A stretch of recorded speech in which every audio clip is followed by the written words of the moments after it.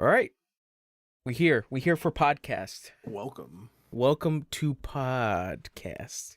Welcome to dirty, gross men who Talking about touch controllers. and yeah, boy. mm. Mm-hmm. Right, dirty controller boys, not bad. My bad. Dirty men controllers. My bad. It's all right. You good? It's sometimes I forget. Anyways, well, how was your week? Good. I told you, obviously off podcast, that I went to New York to hang out with brother. Mm-hmm. Uh, Food always great. Got to go to a few Mexican places, burritos and shit, Damn son. and pizza is always like crazy good over there. New York style pizza. Oh yeah, dude. Yeah. I haven't had New York style pizza since I came, or since I last was in New York. So like every time I'm like, oh shit, this is way better than every other pizza. It's true. Like anybody that thinks it's wrong is wrong. Like I was about to say, like, I live in New York, so it's like I haven't really gone anywhere to try out other pizzas.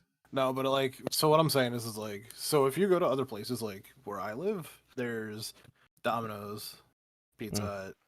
Hut, Papa John's, whatever the three are. And like Domino's, Papa John's, and Pizza Hut. those are horrible choices, of course. But then there's like mom and pop shops, which here don't make like New York the style. big fat New York style slices. Mm. So like they're nowhere near as good. Also, like I think it's just the fucking way they cook it, man. I think like the brick oven type shit. I guess, yeah. That's Uh true. and like yeah. So it's always a treat to get that shit. So like food wise, those two things are always great. I love Spanish food, no matter where I go. Always good. And then uh what's it called? The pizza, always good. We went to some Spanish restaurant. They had tacos and shit, and that was like again, just like it's like because it's fresh ingredient, Hmm. like the stuff is so fucking good instead of like again, like I can go get the stuff here, but it's all like a couple days old or something, you Yeah, yeah. know. The one thing I was like really excited to, I mean not really excited to do, but like something I was happy to bring back for a friend was you guys are doing tribute to Spider-Man in New York for Uh, Burger King. And yes. I stopped by and picked my friend up because he's a giant baby. I picked him up the Spider-Man crown, and I picked his little brother up a Spider-Man crown as well. and I got him a toy from there too because they have the little toys, which is actually They're not doing that in other states. so the toys they do. The crowns are like iffy because like they might get them, but a lot of the time they don't put them out because nobody goes in the store anymore. Mm-hmm. Um, Bro, when I used to work at Burger King, I remember that was like one of the tasks that I had to do was like make more crowns. yeah, dude, And I haven't seen crowns in ones near me in a long time. it's Like weird. just even regular crowns. Mhm.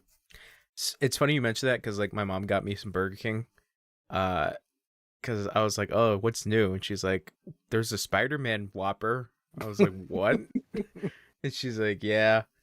And I'm like, is there anything like specifically special about it? And she's like, the only thing is like Swiss cheese and the bun.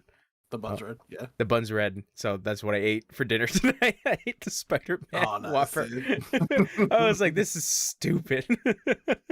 Uh, uh, the so like that I didn't buy it because I was like, I'm sure there's something on there that I don't like, and just as you said that, I hate Swiss cheese. mm. I- Not to mean that I would have tasted it really, but maybe. yeah, I'm like, I don't love Swiss cheese, but I do like it. I don't know, something about it. If somebody handed me a burger and was like, "You didn't pay for this. Would you like to have it?" I would eat it, and they'd be like, "Oh, there's Swiss cheese on there," and I would go, "I don't care." The truth is, like, if it's free, it's a whole different game. Oh yeah, that's different. If Yeah. you're like paying for it, you'd be like, nah, can you replace the Swiss cheese? No, I want it my way. Yeah. And that's what Burger King said. Smart No, work. now it's you rule, bro. Oh my god, the amount of times I used to hear, oh, well, what was it? Have it your way? Oh, it's my way. And it's like, shut up, shut up, shut the fuck It's up. my way, and you're like, can you get out of my store, please? Thanks. Fucking get out of here, get out. But yeah, Man. Burger King.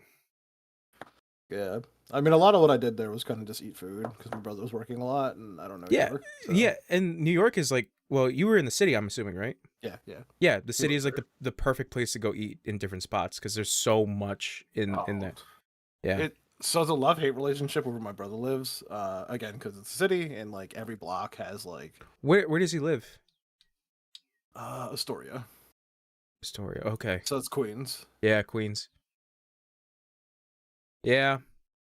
I was about to say at least it's not necessarily the Bronx, but still, it's Queens. Um, he used to live in Brooklyn, and that wasn't too bad either. Yeah, Brooklyn's not that bad. Bronx is like, The bad poopy area. as somebody that lived near the Bronx, is just like you would hear stories about the Bronx. Yeah. So that's the thing. Because I'm not from the Bronx. I lived in a city called Yonkers, which is like next to the Bronx. Okay. I know the names. I just don't know anything about like what the area is. So you say Yonkers. I know the name. I have no idea Where what it it's is. Yeah. Yeah. Yeah, Yonkers is like relatively forgettable for a lot of people like that live in New York, to be honest. Because Yonkers is weird. Because Yonkers is technically there's like a whole tri-state thing going on with New York. So like once you leave the city, it gets to like what they call like the Westchester area, which is like middle New York. And Yonkers is in that weird borderline of like either being part of Westchester or being part of like near the Bronx.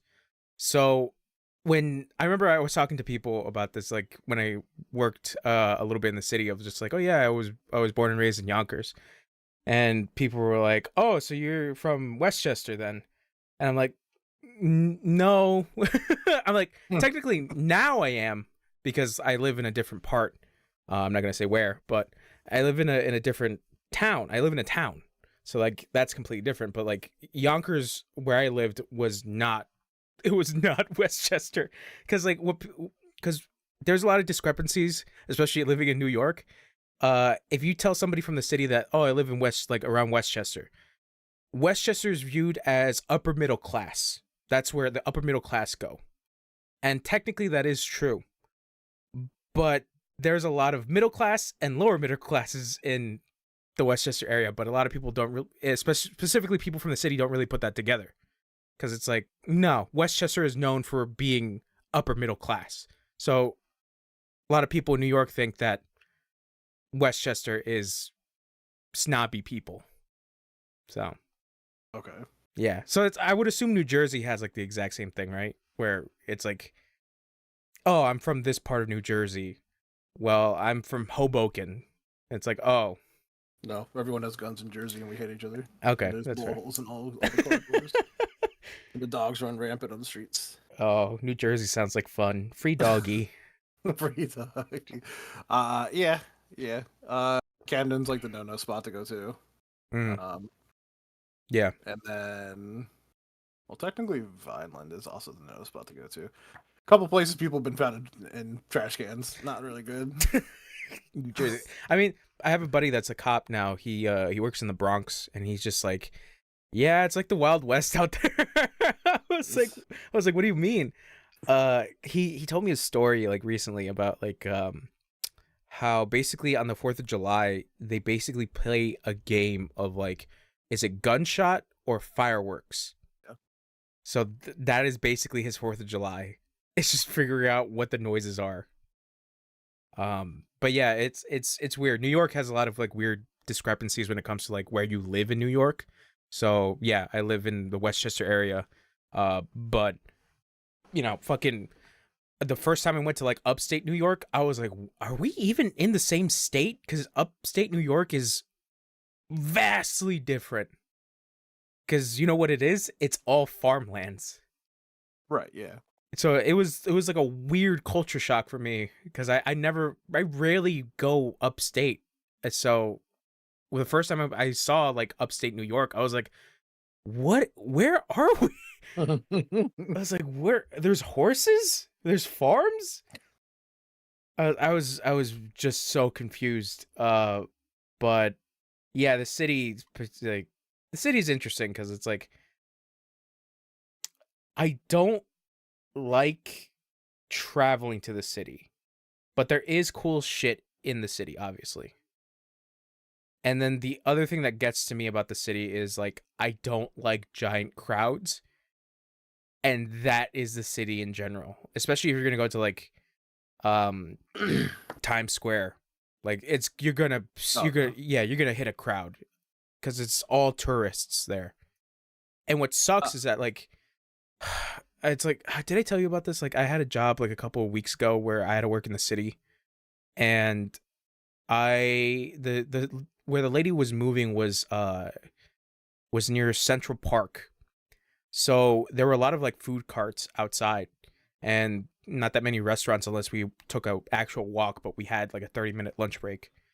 So we me and my like other coworkers went to like the food carts, but they were charging like fucking tourist prices, and it's just like it fucking sucks. It sucks because it's like it's fucking mediocre shit. Because I had like a plate of halal. Have you ever had halal? Like lamb chicken over rice? no. Okay, so halal food is like Middle Eastern Mediterranean, I believe. Mhm. I could be wrong. But it's genuinely like really good. One of the biggest chains in New York is the halal guys, but there are other halal carts, you know, other people making the food, the chicken lamb over rice, or like Right. falafels and shit like that. So the cart we went to was like it was busy, but I realized that like there were other carts, you know, serving the same thing. But like the first cart that we went to, me and my coworkers went to, was like the guy was so slow. Like there were people waiting in line, and we asked him, "Was like, how long you guys been waiting?" He's like, "Almost 30 minutes." I was like, Mhm. Jesus Christ! I was like, okay. So we went to the next cart. The next cart, the guy was that cart was busy, and we're like, okay, cool. So we put down our orders, and then we see a couple of tourists like come to the cart and like ask for like pretzels and like other shit like that. Fucking guys were charging like a pretzel for like almost $10.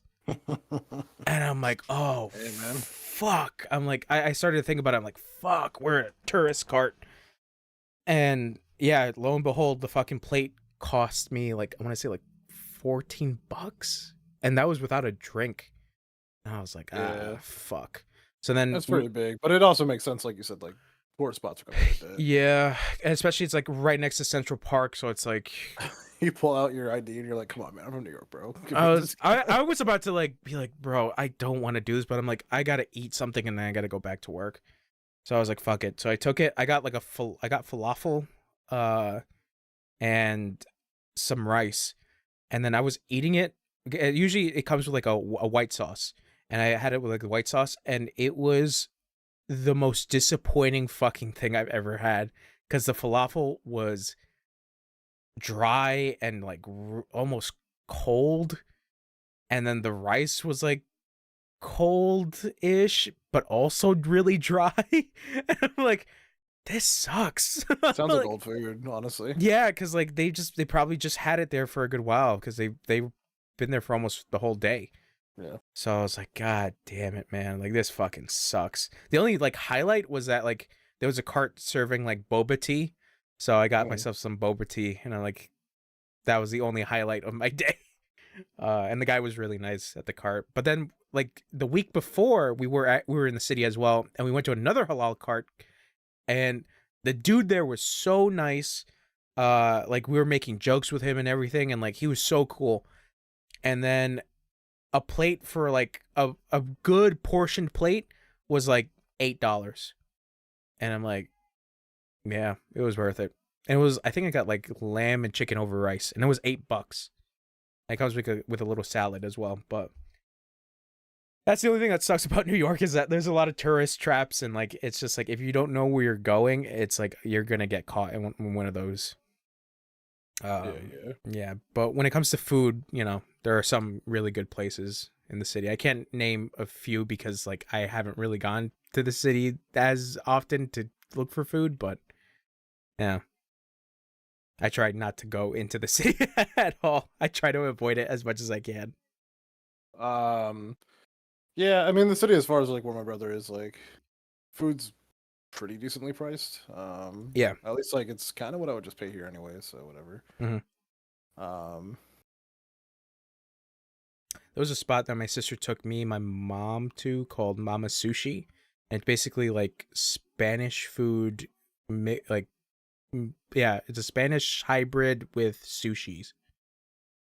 So it was like plantains and like a lot of interesting stuff that they were like fusing with it. It was really, it was pretty good. It was really okay. good.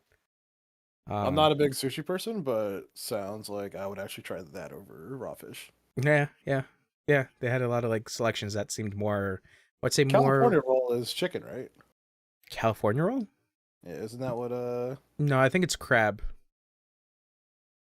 there's something that one of the rolls they call something and it has chicken in the roll instead. Don't know. Yeah.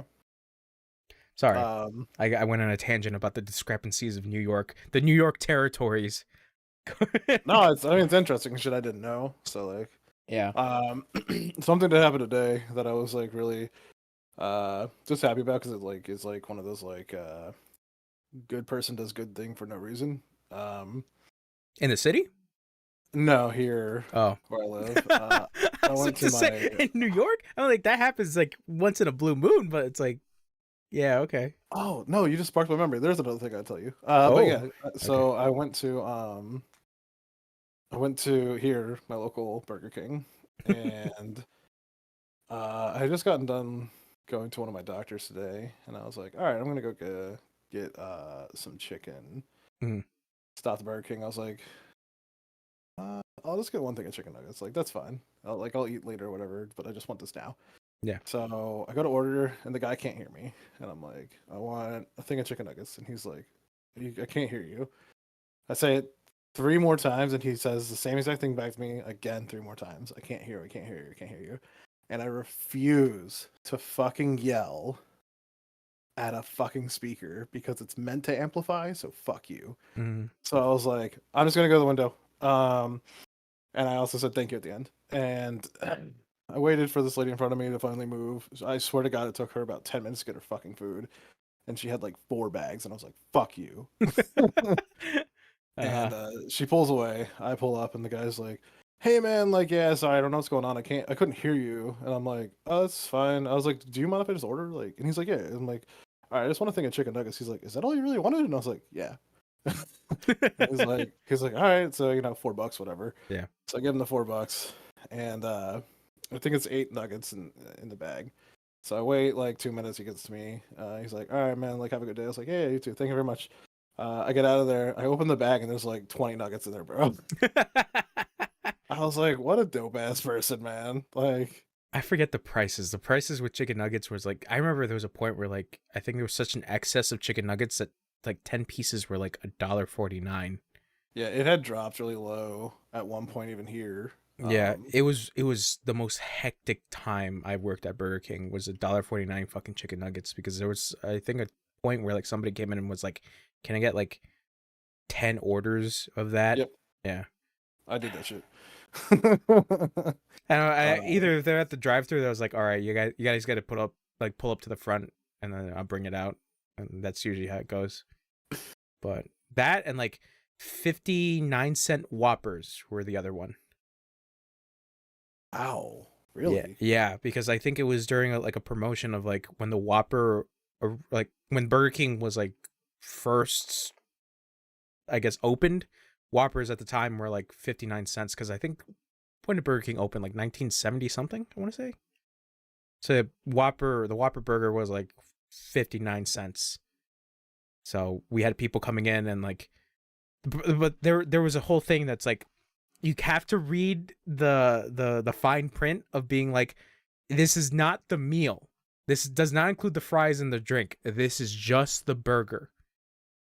And then that was always my issue, was that people would come in and would insist that they saw in the commercial that it was the whole meal. And I'm like, no, it's just the burger. And it's like, okay, can I have it with cheese? And I'm like, well, it's going to be 60 cents for cheese. So you're going to be paying like $1 or something. And some people would be like, okay, that's fine. And some people would freak out because it's like, why I got to pay 60 cents for cheese? I'm like, you're getting 2 slices of cheese. A slice of cheese is like 30 cents. It's also like, is that really breaking your bank, dog? Like 60 cents? You would be surprised. So many people were God, that's why I don't miss like customer service jobs like that, specifically like fast food jobs, because it's just like people were such sticklers for like their fucking change and shit. I mean, we had that too in like the restaurants I worked at, but like I still just didn't get it. I was like, I don't understand who you are. No, because like even to this day, like even with small businesses that I go to, they have like a tip jar or something, and it's like, what, like I get like 24 cents back. I'm like, keep the change, it's fine.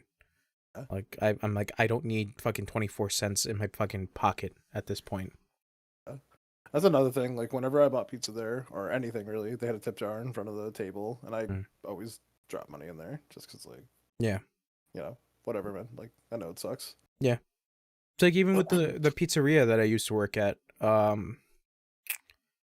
Like there's a couple of guys that still work there, and they're like, I asked them like, how's tonight been? They've been like, it hasn't been that busy. Like not too many deliveries or anything. And it's like, I get like something, and then the change back to me is like $1 something or $2, and I'm like, you keep the change. And they're like, okay, cool, because that goes to their tip.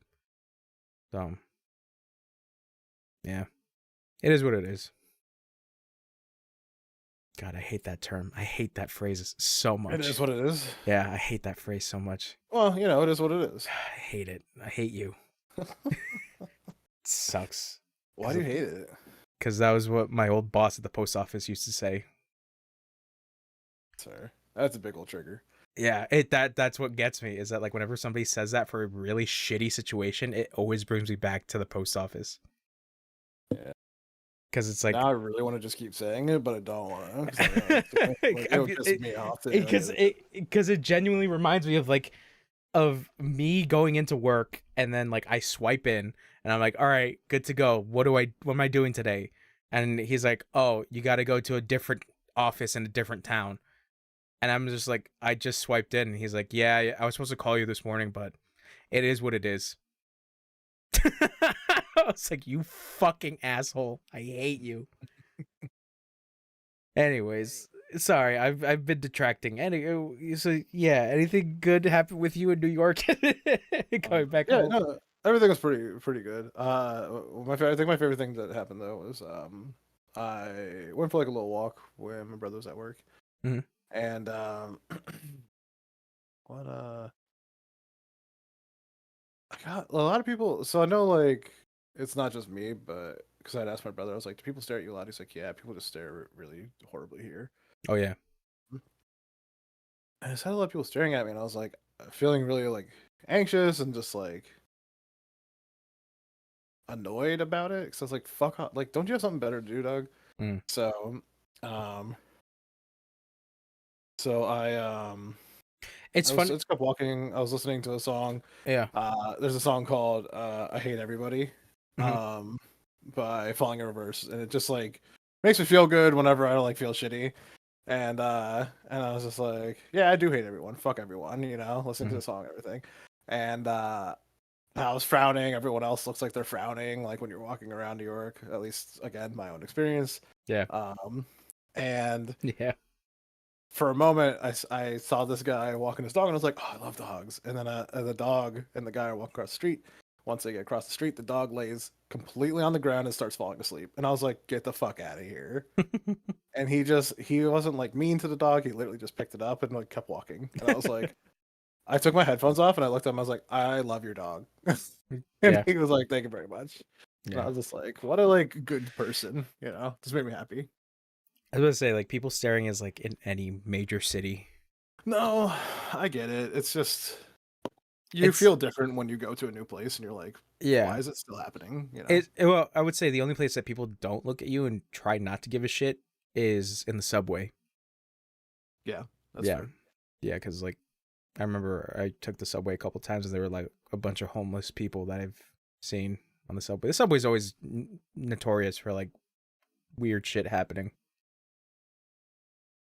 Yeah. Yeah, that's the city. That's good. You got to see Doggy. You had a good time in New York. You got some chicky nuggies. Yeah, the free chicken nuggets were pretty fucking. It was up there, man. It's pretty good. Mm-hmm. So watching movies with my brother while I was there. You ever seen Analyze This or Analyze That? It sounds familiar, but I don't think I've seen it. Billy Crystal and Robert De Niro. Billy Oh, Crystal is the Shrink. Shrink. Yeah. Great movies. Just like I'd seen them before, but like rewatching them, I was like, man, like what a great fucking like set of movies. What I like comedy duo. They were pretty good at what they did. Mm-hmm. And then I saw. Sorry, go ahead. No, because like it's funny because like Robert De Niro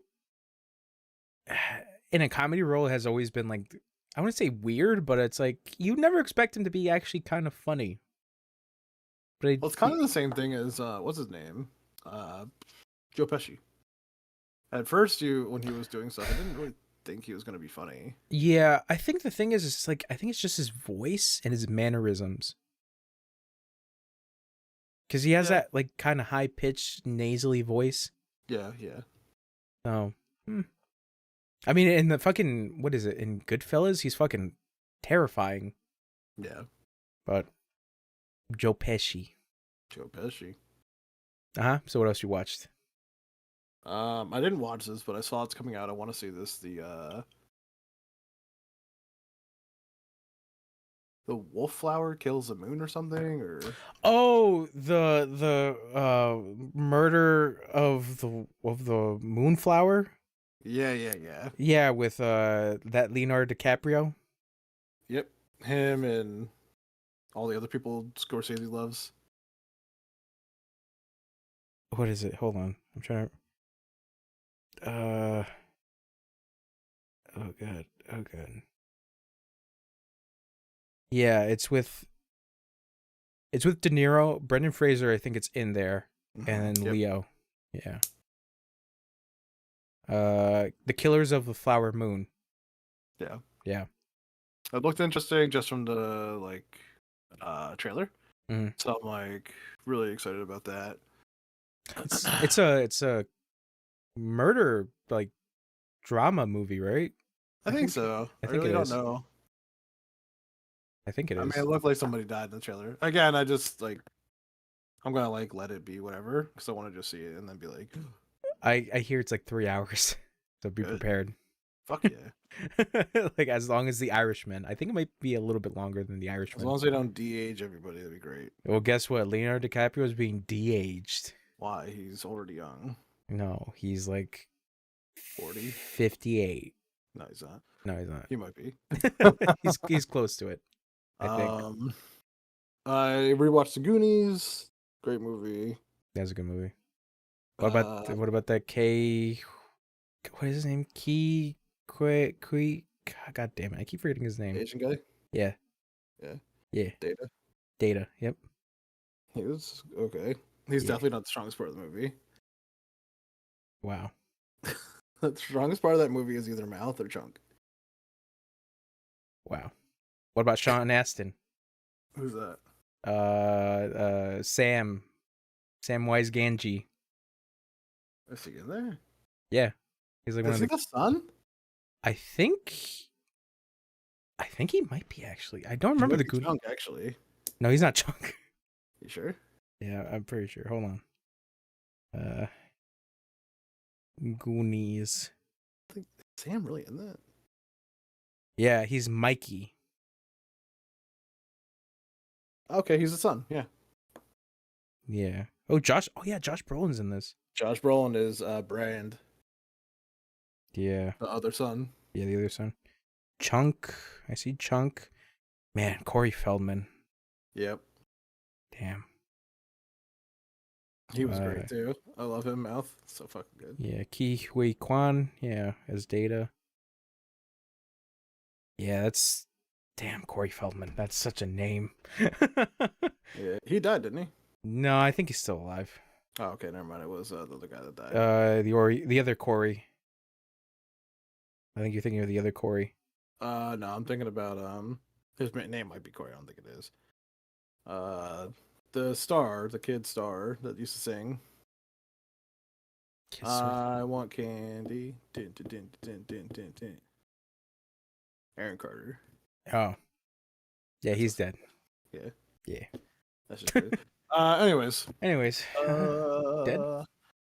I got to watch my brother play a bunch of Zelda because I didn't want to play it. Tears of the Kingdom. Yeah, Tears of the Kingdom. Cool fucking shit, man. Bunch of cool stuff that they did in there so far. Yep. I watched North America lose in League of Legends. I watched China succeed. That's cool.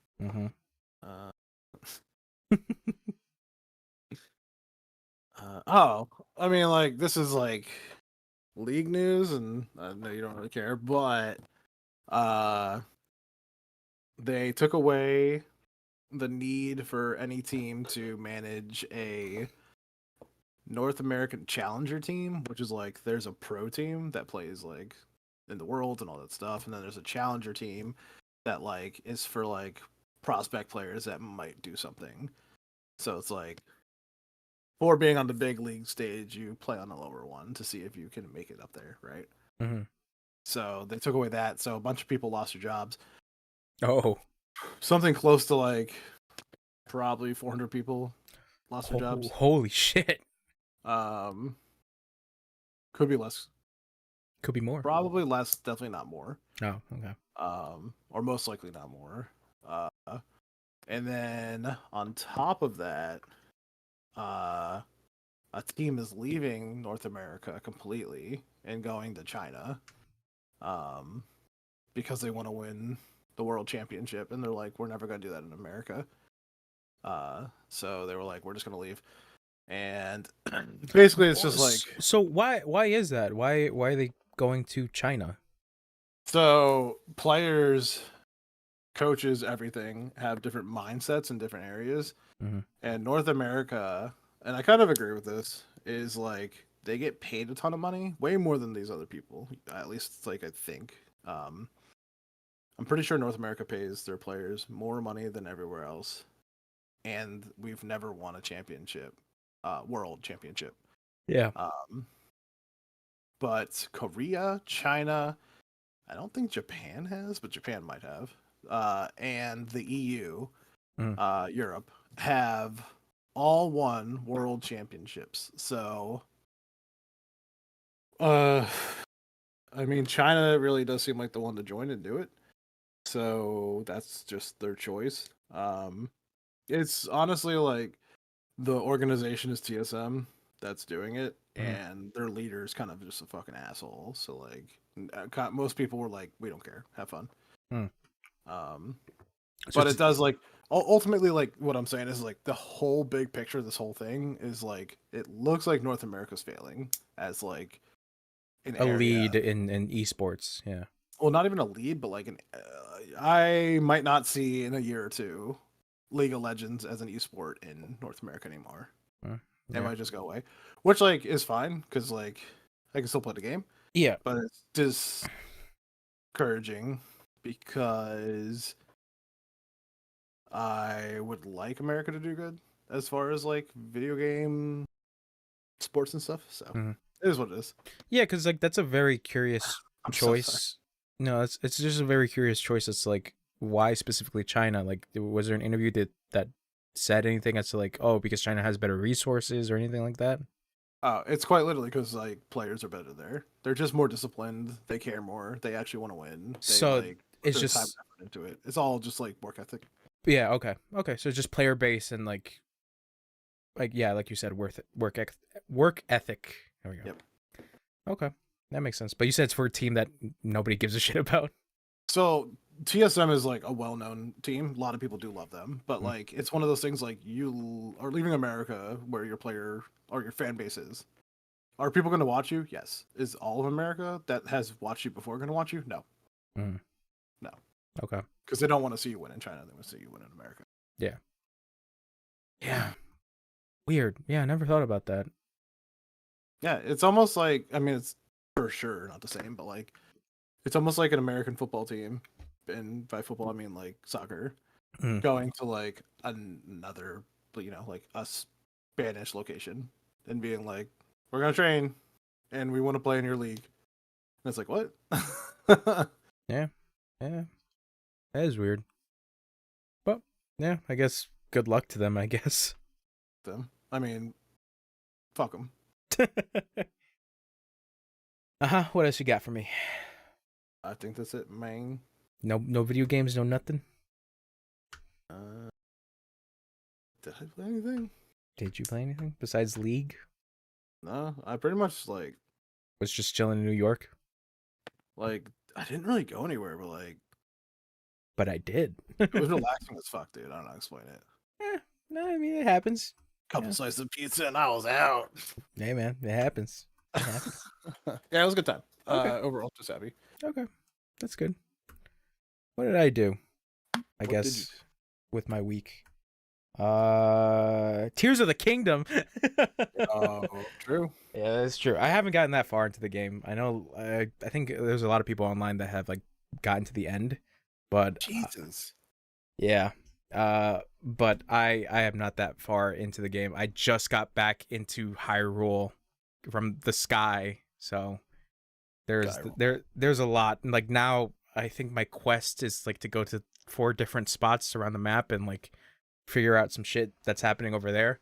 But overall, fun. A lot of mechanical things in the game that are really interesting, and it's just like, this is cool. Like How this was the sky area, by the way? the starting area. The sky area. I don't know if that's the starting area. Well, technically, yeah, it is the starting area. Okay. The sky island that you're on at the beginning. It's pretty cool. Like it's a pretty neat like starting area because it's just like there's a Is bunch. it at all reminiscent of Skyward Sword? I really mean that. I don't. I know, because it's just like I know you really mean that. Because I love Skyward Sword, so I I just know. didn't know if like any of it had like anything to do with it. I Oh, do you know what to say? like reminiscent in which way? Like story wise, gameplay wise, Oh, like visual. visually.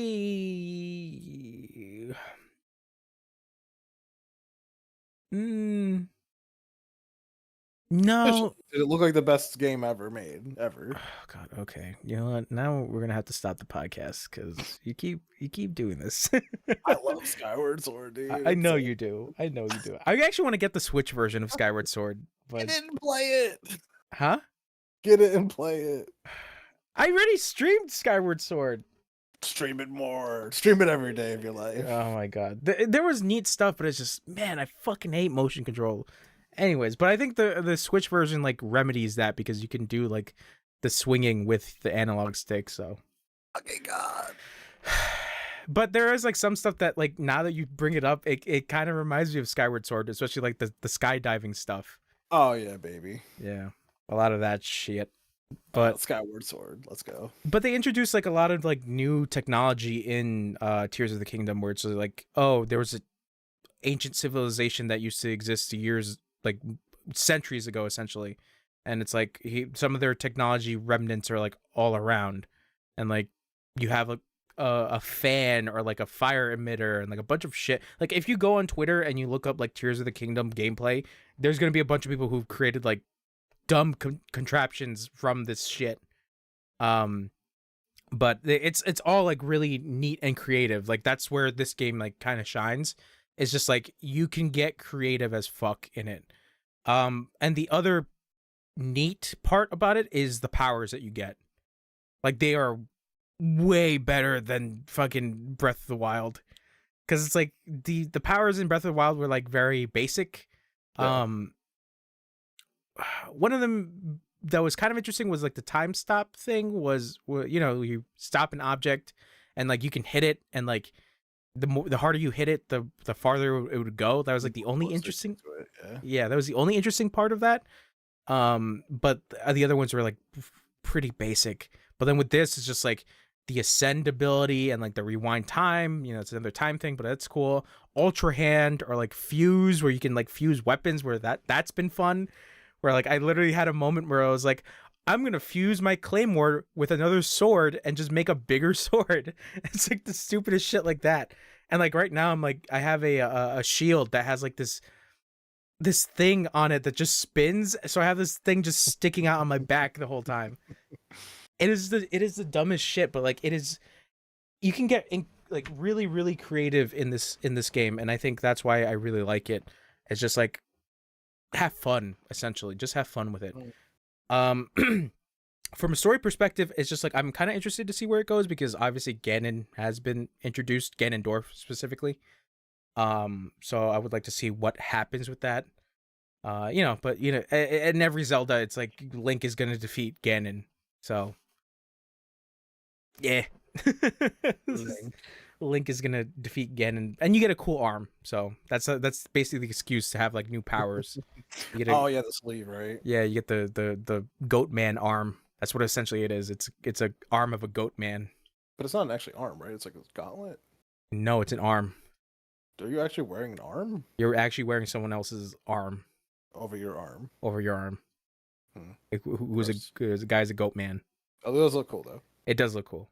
Yeah, it does look cool. But yeah, overall, I'm just curious to see where this game goes. I know it's gonna take me for fucking ever to play it. And to stream it, I feel like is going to be a daunting task because we are close to June, and June has a lot of shit coming up. Diablo. Wait, no, June's Diablo. June Diablo. Yes. June 4th. Are you ready? I'm very excited, but it's just like, oh no, fuck you, Zelda. It's time for Diablo but time. Not even that, bro. Fucking Final Fantasy 16 comes out. Nobody cares. Diablo. Mean. And then Street Fighter 6 is also like out. I know in you're June. fucking losing your fucking mind on that now. I haven't even played the beta, but I'm like, there's a point of me that's just, what happened? Are you going to? The beta for Street Fighter 6? Yeah, you're gonna play it? I only haven't. I think today's the last day.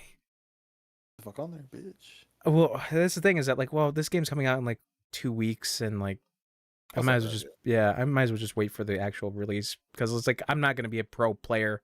I know there was a bunch of people that like are streaming the fuck out of this, but those are good, the amount of like game that I played previously was really fun.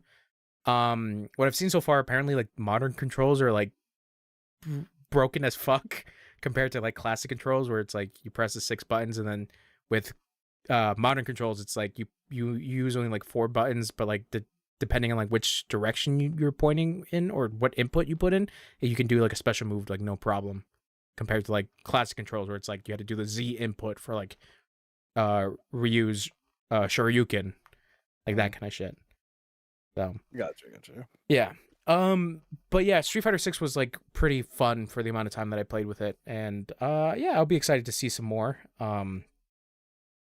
But yeah, June has a shit ton of stuff that I'm like, I gotta play through Tears of the Kingdom like a lot, and like it really makes me think like, what did I do when I played Breath of the Wild on stream to completion? Like, did I stream all of it of me like wandering around, or did I stream important parts and then did I do stuff off screen? It was a mix. You did some of the stuff off screen. Did I? I don't remember.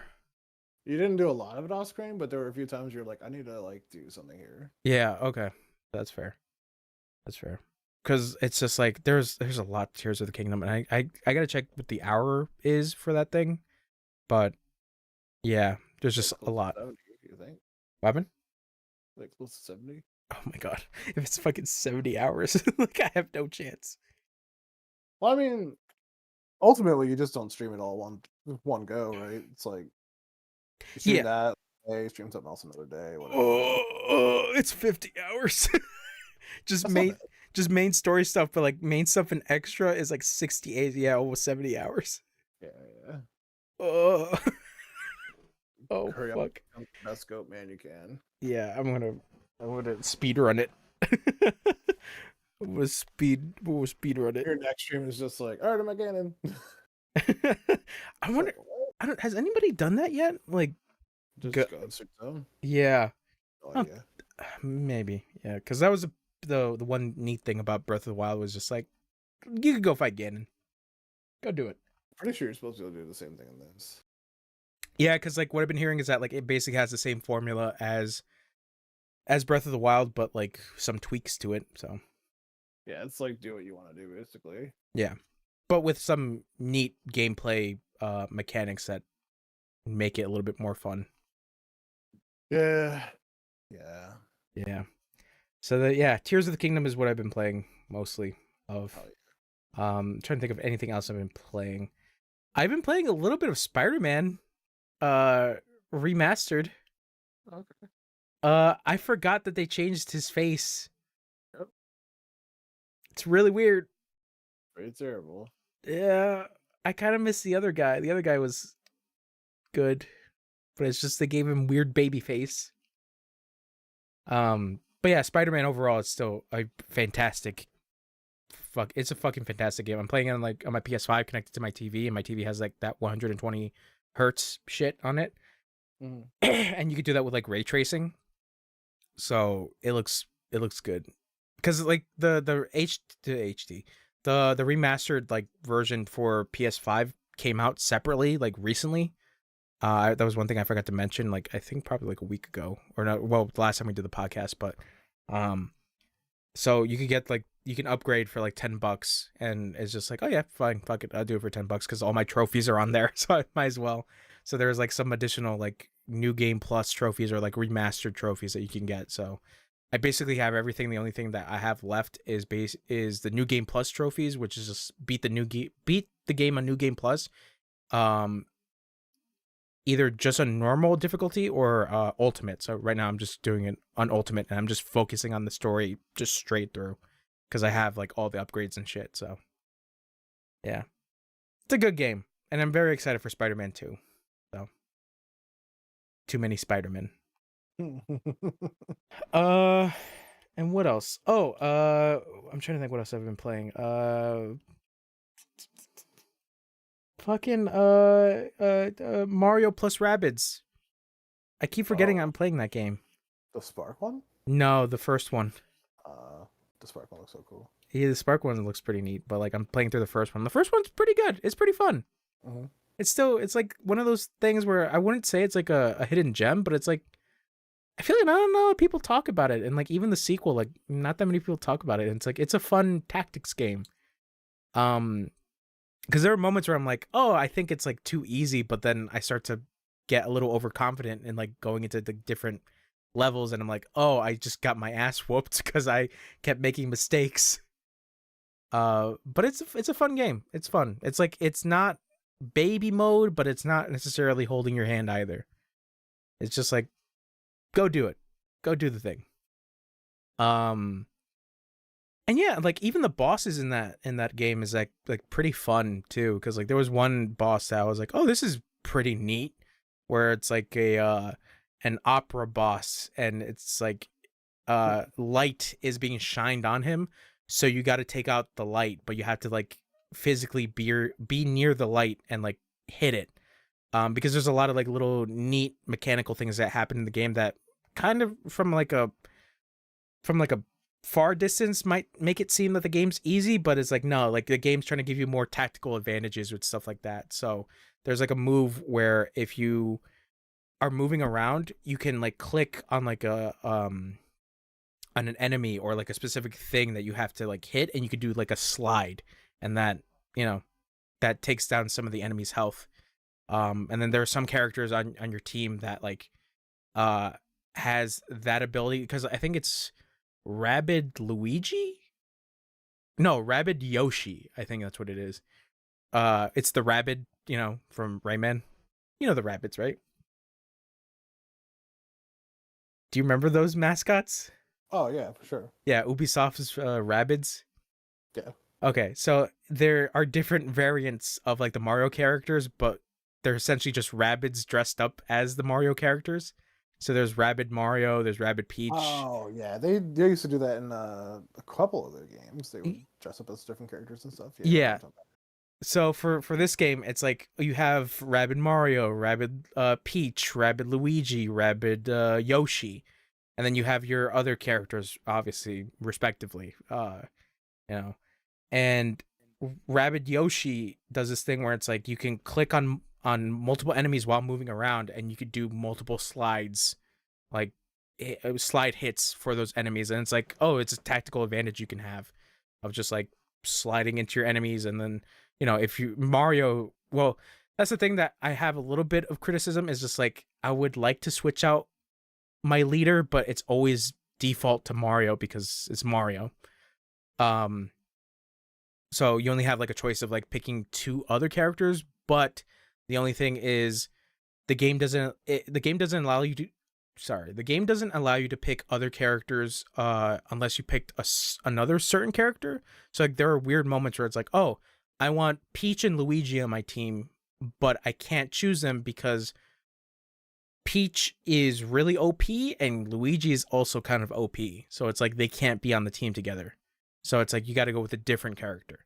And the thing is that like I want Luigi because Luigi's a sniper. And then I want Peach because Peach is like a fucking powerhouse, like brick shit house. Like it's wild. Yeah, and she also has like healing properties, so it's like, oh yeah, Peach is a really, really good character. Yeah.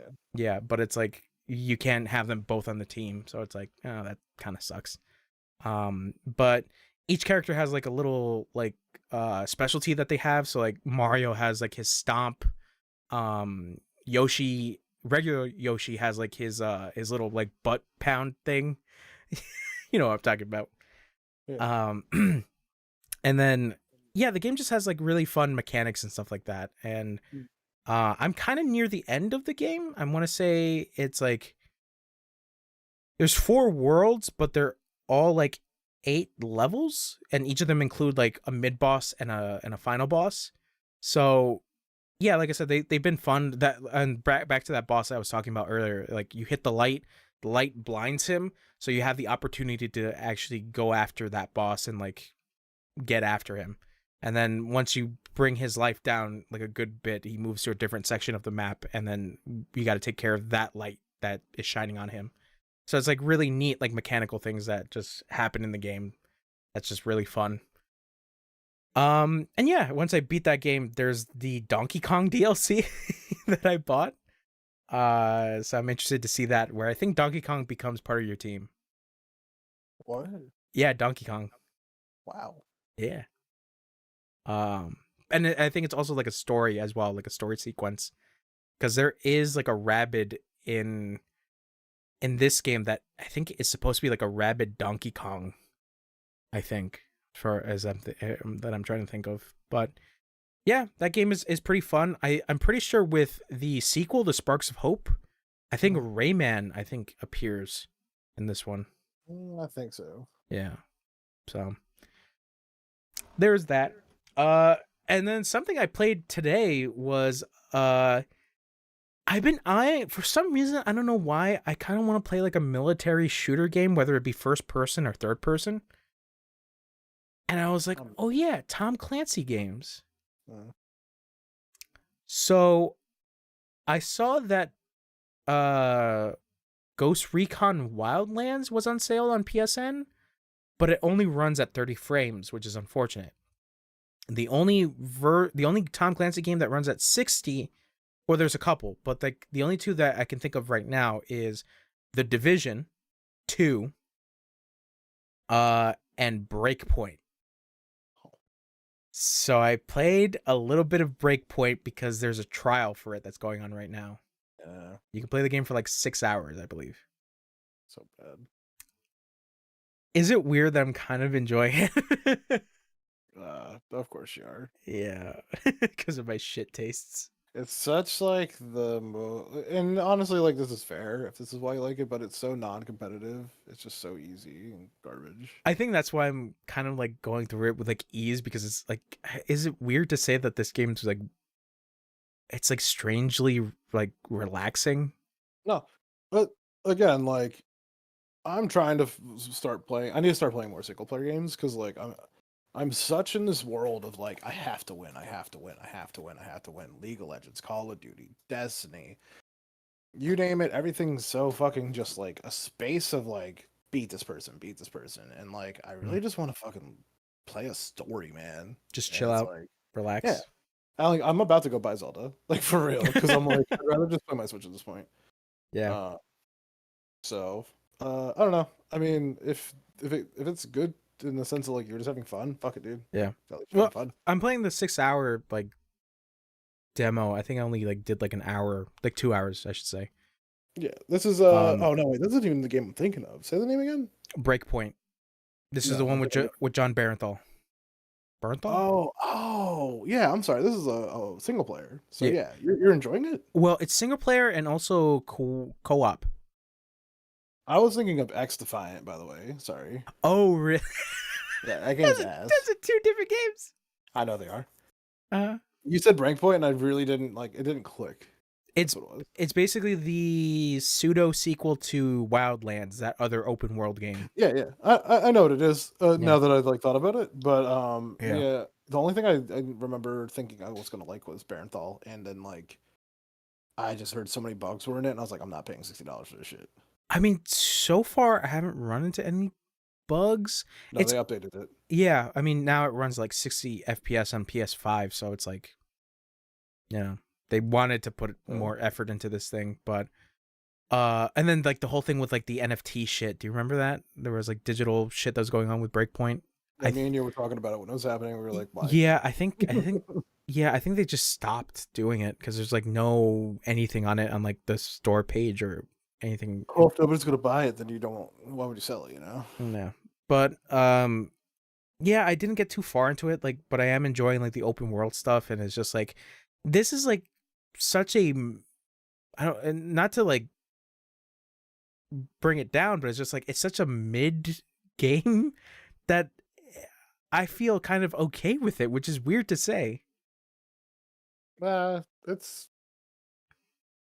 It happens every once in a while. Yeah, I guess. Like it's just like I kind of want to play something just middling because my thing It's is like going to play like the SpongeBob adventure, and you're like, this feels good for some reason. yeah, because my problem is that like since I'm trying to get back into streaming, it's just like there's a lot of blockbuster games that are out there that are just like, okay, is this content that I want to use for streaming, or is this something that I want to play for myself?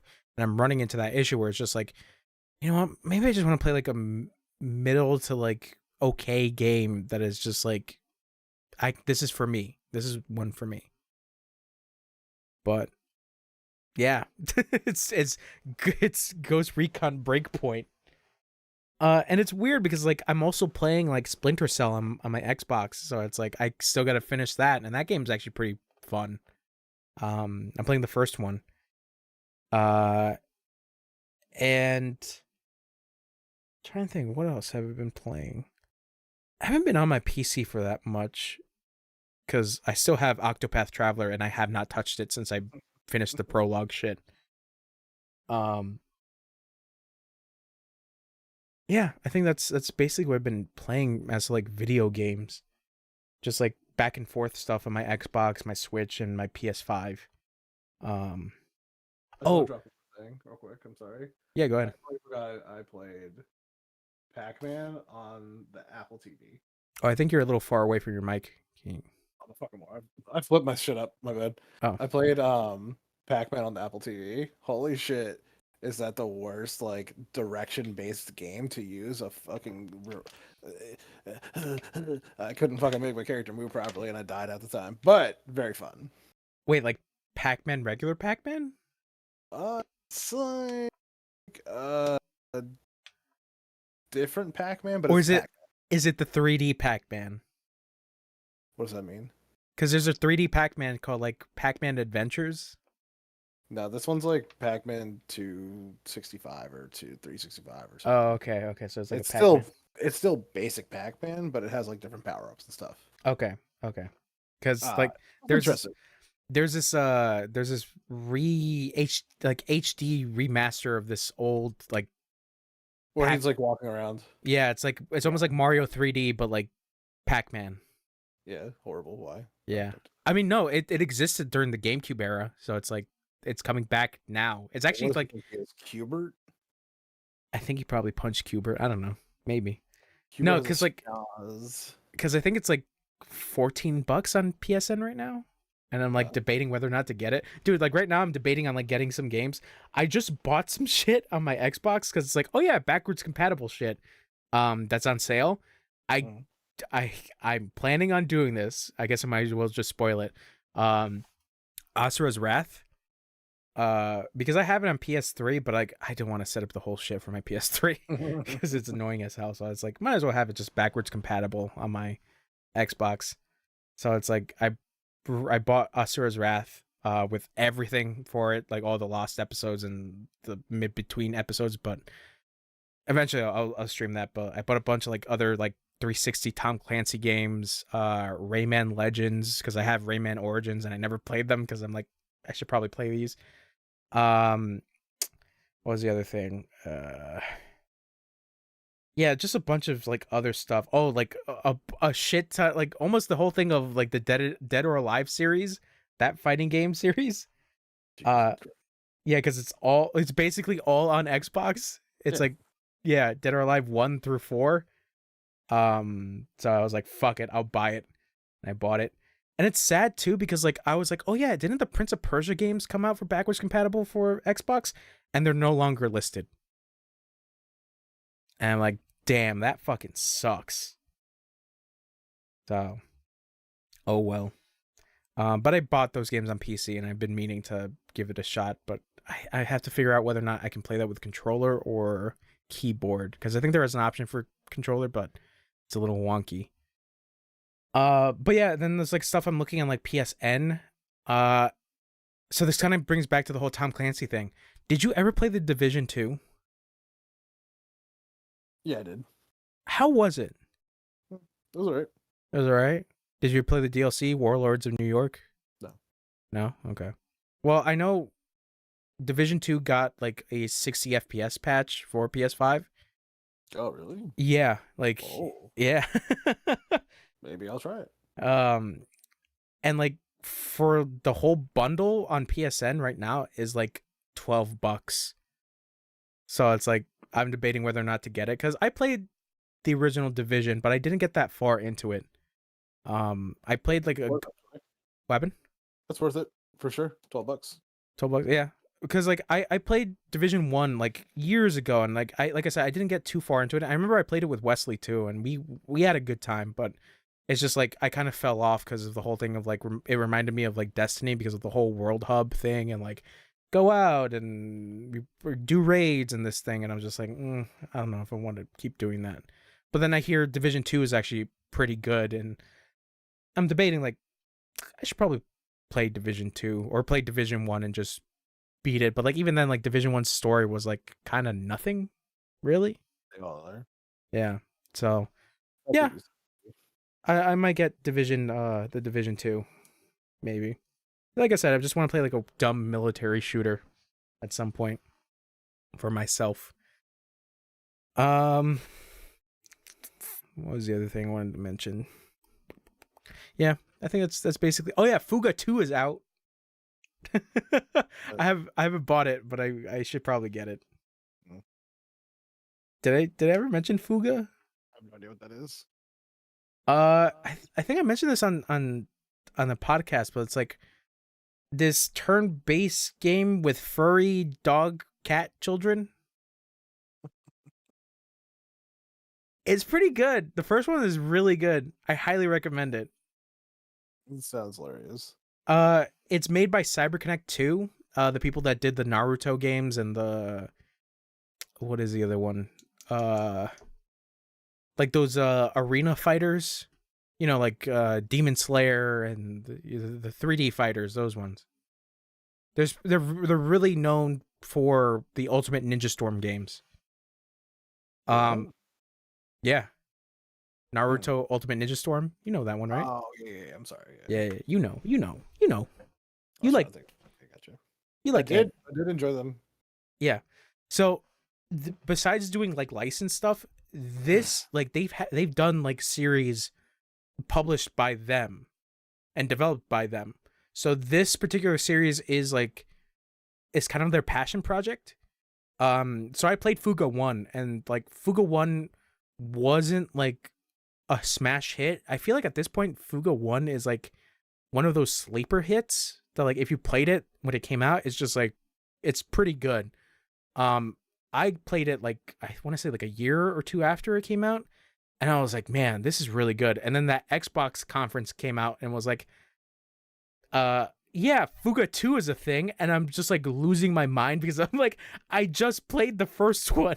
I'm like, what the fuck happens? Like, that gets to that point. But like, yeah, Fuga 2 came out, and it's just like, even like the promotional material was just like, these kids, their like time of peace is just like gone, so now they have to go back to war, and it's just like, why why these furry children have to suffer? But yeah, Fuga 2 is out, and I've been anticipating for this, so I should probably get on that. That's one of those games for me because I played Fuga 1 by myself on stream. I remember I got really, really into it because I was just like, okay, there's a mechanic in that game that if you're interested in this game, I don't want to spoil it, but there is a mechanic in that game that's just like really interesting. And it's kind of like, I'm not gonna play it, so you can tell me if you want to. okay, you can sacrifice your teammates. Spoiled. I was gonna play it. Can't believe it. Yeah. Yeah. You can sacrifice your teammates. Go. I'm sorry. Yeah. No. So essentially, like the whole basis of this story is that like these children that live in like furry France, I want to say it's essentially World War II in France, but with furry people. And these children come across this giant tank that's like apparently an ancient weapon, and this thing has the ability to like use the soul of a sacrifice as like the end all move, depending if you're in a situation that like really calls for it.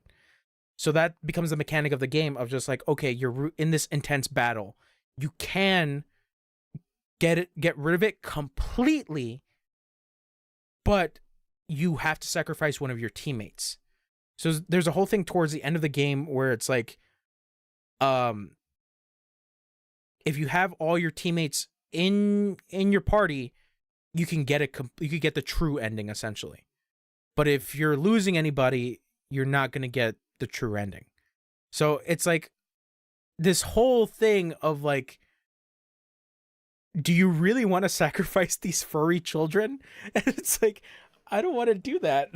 I don't want to do that at all. Because even the tutorial of the game is just like, oh, here's how this like soul cannon, that's what it's called. It's called the soul cannon. Here's how this works. And it's like essentially of just like a what if situation. And it's like, this is what would happen if you chose this decision, but we're going to assume that you didn't go with it. And it's just like, but remember, if you're in a situation, in a really, really tight situation, the soul cannon's always there. And it's just like this thing in the back of your head of just like, damn it, I got to do this whole boss fight. And it's just like, damn, I'm really on the fucking ropes on this one. It's just like, I could sacrifice one of these kids to beat this fight. And I'm like, yeah, it's just one of these like wild things. It was just like of testing your morality essentially. And then the game also has this thing of like of relationships, like of your whole party like talking and interacting with one another and like having like little discussions with one another and like bonding essentially. And if you bond with them more and more, they unlock different skill sets that like coincide with like who they're teamed up with. So it's like really neat stuff like that. Yeah, Fuga 1 is like one of these interesting sleeper hits, I would say. And I'm very curious because I haven't heard anything about Fuga 2, and I'm just curious to see what happens in Fuga 2. Yeah, it's just a wild series. Fuga me, Fuga you. Yeah, Fuga this. It's really interesting. I highly recommend it. But yeah, Fuga spoilers. So yeah, I think that's it for what I've played. I haven't really gone too far in the deep end. But stuff that I can say I have gone far in the deep end. Uh, fucking movies. So it's been a while since we've spoken. Mm-hmm. I watched a shit ton of movies. Hell yeah. Hell yeah. So let me say this. Um, I think I left off on like Rocky 4 the last time we spoke. So I finished Oh, I forgot. I finished the Rocky movies. How many are there? 6. 6. Okay. Yeah, if you want to include Creed, 8, but No. Rocky's What not about technically in Creed 3, so Creed? Creed dumb. yeah, Creed dumb. So I finished all the Rocky movies. So yeah, Rocky defeats communism in Rocky 4, and then we get Rocky 5. So I don't remember if I spoke about this, but like I know for a fact Stallone hates Rocky 5. He Right. really hates that particular movie in the series. So I was going into Rocky 5 thinking that this is going to be the worst thing I've ever seen. It's not terrible, but it's not a good movie because I feel like they should have called this movie Rocky 5 Back to the Streets.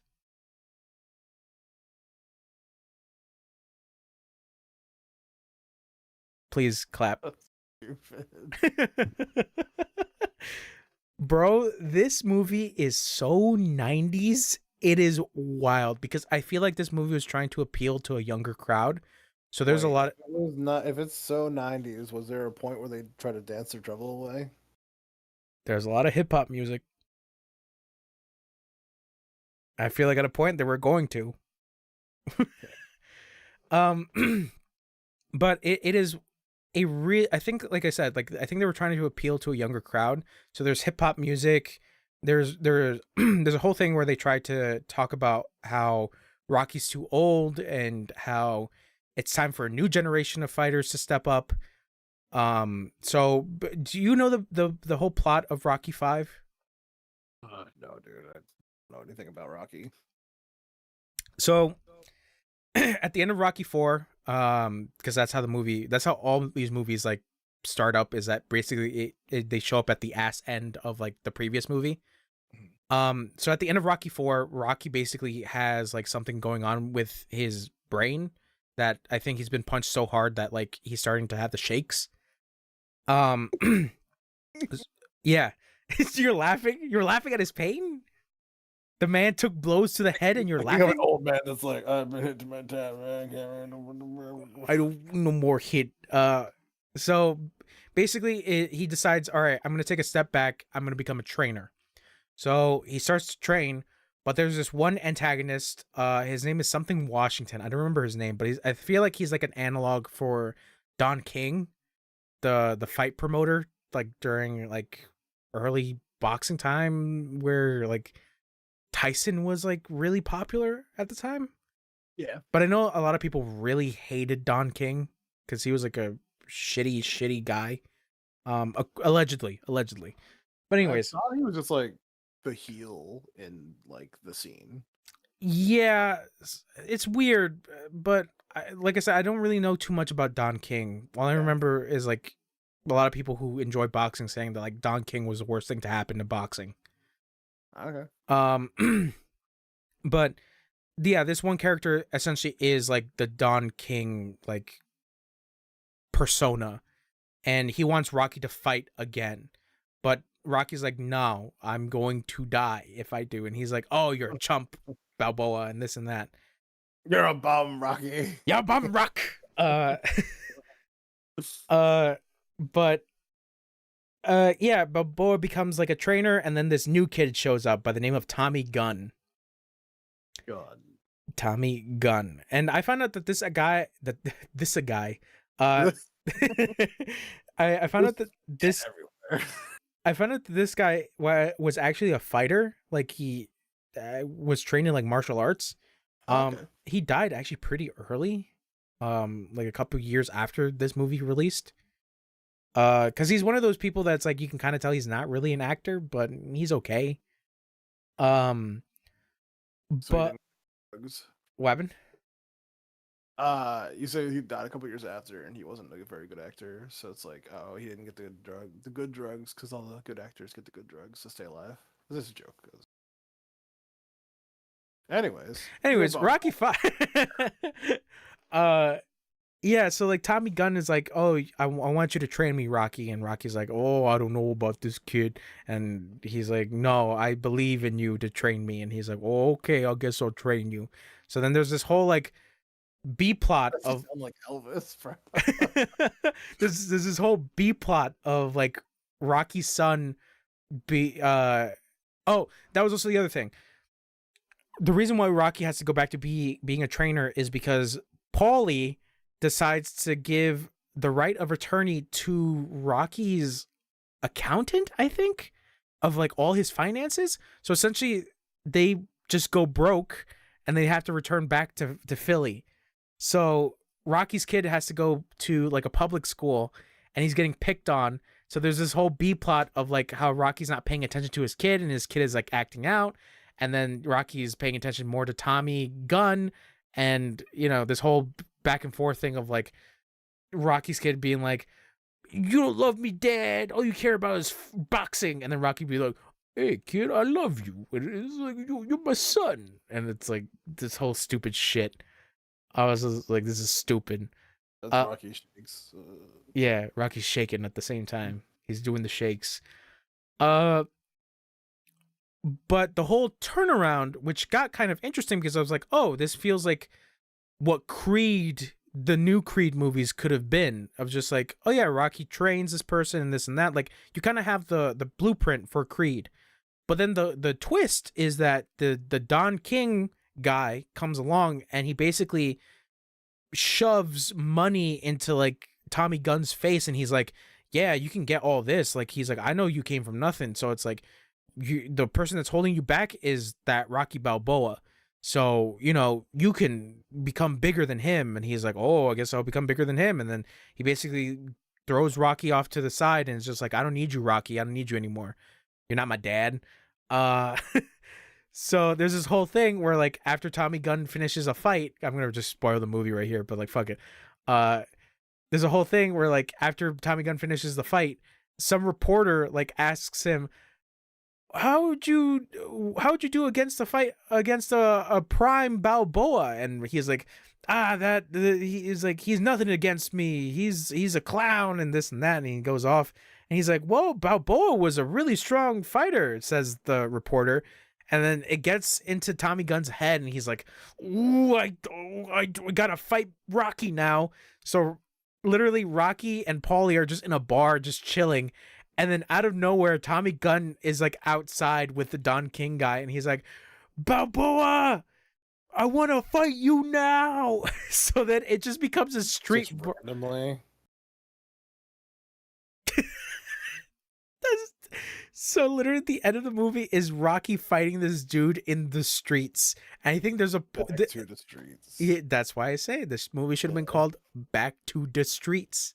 That's terrible. And like it kind of makes sense because Rocky used to be a brawler and he used to be like a collection guy for the mob, but then it's just like the ending was so dumb. And I feel like the fact they were planning on making this like the final movie, because literally the end credits are just like, remember all the other Rocky movies? This is the definitive end. And I'm like, wow, this is a really bad note to leave on. And then fucking 2006 comes along and Rocky Balboa, the 6th movie, comes out. And I feel like that movie kind of goes back to the form of like Rocky 1, where it's like Rocky is old. He's not in his prime. Adrian is dead. He doesn't really have a good relationship with his son. It's just like he's just down in his luck again, essentially. Right. But the only thing, as the reason why he has to go back to fighting is because it's the pride thing that happens again, where he like, you know, it's a fighter's pride that he has to validate. And the person that he's fighting is the current heavyweight champion. And it's this whole shit all over again with Tommy Gunn, where it's just like a reporter's just like, if Balboa was in his prime, like you wouldn't have a chance. And then the lunacy of what happens in the middle of the movie where ESPN shows up and it's like they talk about the new champion and they're like, all right, let's go to a computer simulation of what Prime Balboa against this guy would be like. And it's like, oh, Prime Balboa seems like he would have won that computer simulation. And then it gets to this dude's head of just being like, nah, fuck that computer simulation. I'm going to fight this old man right here, right now. And it's just this wild shit. I was just like, God damn. Yeah, it's just like over the top egging on, and he's like, Yeah. Most people would be like, okay, whatever. Yeah. But, Okay. like, this Yeah. guy apparently is like, oh, I have to do it. It has to happen. Like I said, it's the fighter's pride. So they basically goes back to this whole thing of like Rocky training, getting back to as somewhat of a physical peak, but also building a relationship with his son again.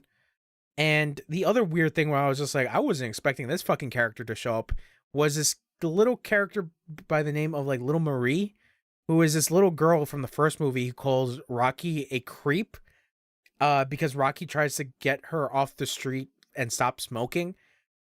And then literally in the beginning of this movie is just like he goes to a bar and Little Marie is there, but she's older now. And she's just like, you don't remember me, do you? And he's like, should I? And she's like, yeah, I'm Marie, the girl that you told me to stop smoking because it would be bad for me and like this and that. And Rocky's like, oh yeah, I remember you called me a creep. And she's like, oh, I'm sorry about that. And he's like, nah, it's fine. So it's like, oh, it's weird. Rocky's such an idiot, but it's like, no, they're like, she's like, the one that you told to stop smoking. Oh yeah, I remember you called me a creep. And then she goes, yeah, sorry. And he goes, when he starts beating the shit out of her. It's like, so, no, that's never okay. Rocky, no, but then there's a whole thing that happens afterwards where like these other bar patrons are like, they're hassling Rocky because this woman just like comes up to him and she's like, oh, I'm a big fan of yours. Like, can I get like a I think she wanted like an autograph or something. No, she wanted him to pay for their tab. And Rocky's like, no, no, I don't want to do that. And she's like, come on, man, you're a billionaire. Like, you should give us money and this and that. And then like they're exiting the bar, him and Marie. And then the bar patrons like go after him. And like the guy in the group is just like, yeah, this punk motherfucker or this and that. And like that dumb bitch over there.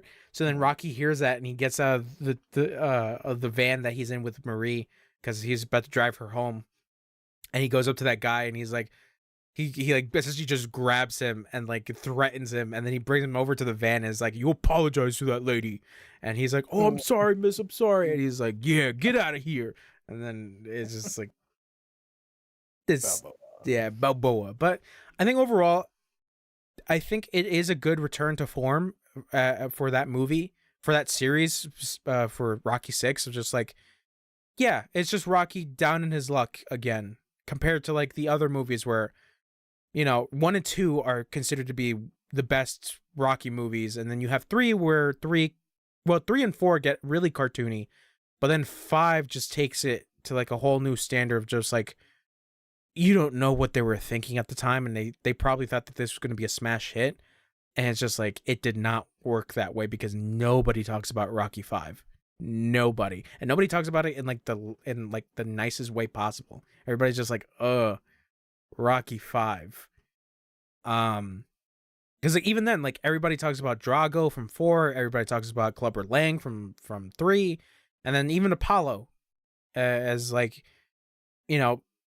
as not necessarily an antagonist, but like just a rival for Rocky. So it's like you have these interesting characters, but like nobody talks about that Don King character and Tommy Gunn.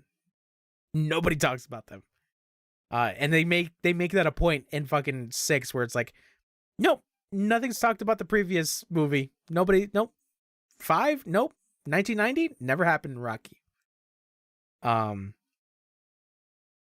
So, oh yeah, but the other neat part was like, I think Paulie. Oh, and that's also the other thing. Paulie never changes, and I think that's kind of the shit part of that character. Is just like he never grows. He's always a shit person, but still. But there's a moment where like him and Rocky and Polly are just talking, and it's been like so many years afterwards, and like Rocky's kind of sad because he has moments where like he goes through like essentially memory lane of like him with Adrian, because in this movie Adrian died of cancer. So like there are moments where like he's remembering the good times and this and that, and then Paulie like asks him like, "Oh, are you kind of sad? Like, are you sad because they took down your statue?" And I was like, "Oh shit, they took down the statue." Uh, but then there's a moment where like, Rocky's like, "No, I'm not upset about that." He's like, "I just really miss Adrian." And then Paulie's like, "Rocky, she's dead. Get over it." And Rocky's just like, Adrian. he's like, "Adrian." He's like, "No." He's like, "Paulie." He's like, you know, I'm trying to remember. I'm trying to remember the good times. Like, at least let me enjoy that. And Paulie's like, get out of the past. And Rocky's like, no, like, Oh, like go fuck yourself, bro. yeah, fuck yourself. And then on top of that, that's your sister. But then it makes me realize that like That's your sister? Adrian is Paulie's sister. Oh, dude, I never watched these movies. But real quick, I'm sorry to Yeah. interrupt. Where did you watch these? These are Netflix? Netflix, and then Amazon Prime has Rocky 6. I really don't want to watch them, but you're making me kind of want to watch them. 1, 2, and 3 and 4 are good. 1, 2, 3, skip 5, go to 6. Yeah, I would have to say it. Unless you want to have like a talking point about 5, but I basically just gave the entirety of 5 away. It's just like that's the only reason to watch 5 if you want to talk about it with somebody that watched it. You got it. Yeah. Cuz like I said, genuinely 1 and 2 are really good movies. 3 is fun because I feel like Clubber Lang is a real antagonist. And then you have the whole training scene with Apollo, because Apollo becomes Rocky's trainer, and I think that's the coolest shit in the world. Where your rival is just Hear me right? what happened? I pulled my mic out by accident. You can hear me right? I didn't hear you. What'd you say? I pulled my mic out by accident. I said you can hear me right? Oh, I said you couldn't hear. Oh yeah, I can hear you. I ripped it out of the fucking USB. Fucking idiot. Nice. And then you have 4, where like the fourth movie has like a very critical point in it, where it's just like, oh damn. But I like 3 because like, the whole thing with Apollo being like, Rocky, I don't like this other guy so much, I'm gonna train you. It's cool. I really like the movies, but like the first movie I think is one of the most novel movies of an underdog story, because it's like written with such what's the word I'm looking for? Like sincerity. Because obviously the whole background with Stallone and the whole thing, like everybody knows about the whole thing with Stallone being broke at the time. And it's just like you can really tell that like he really, really wanted to make a very sincere underdog movie, and it really shines.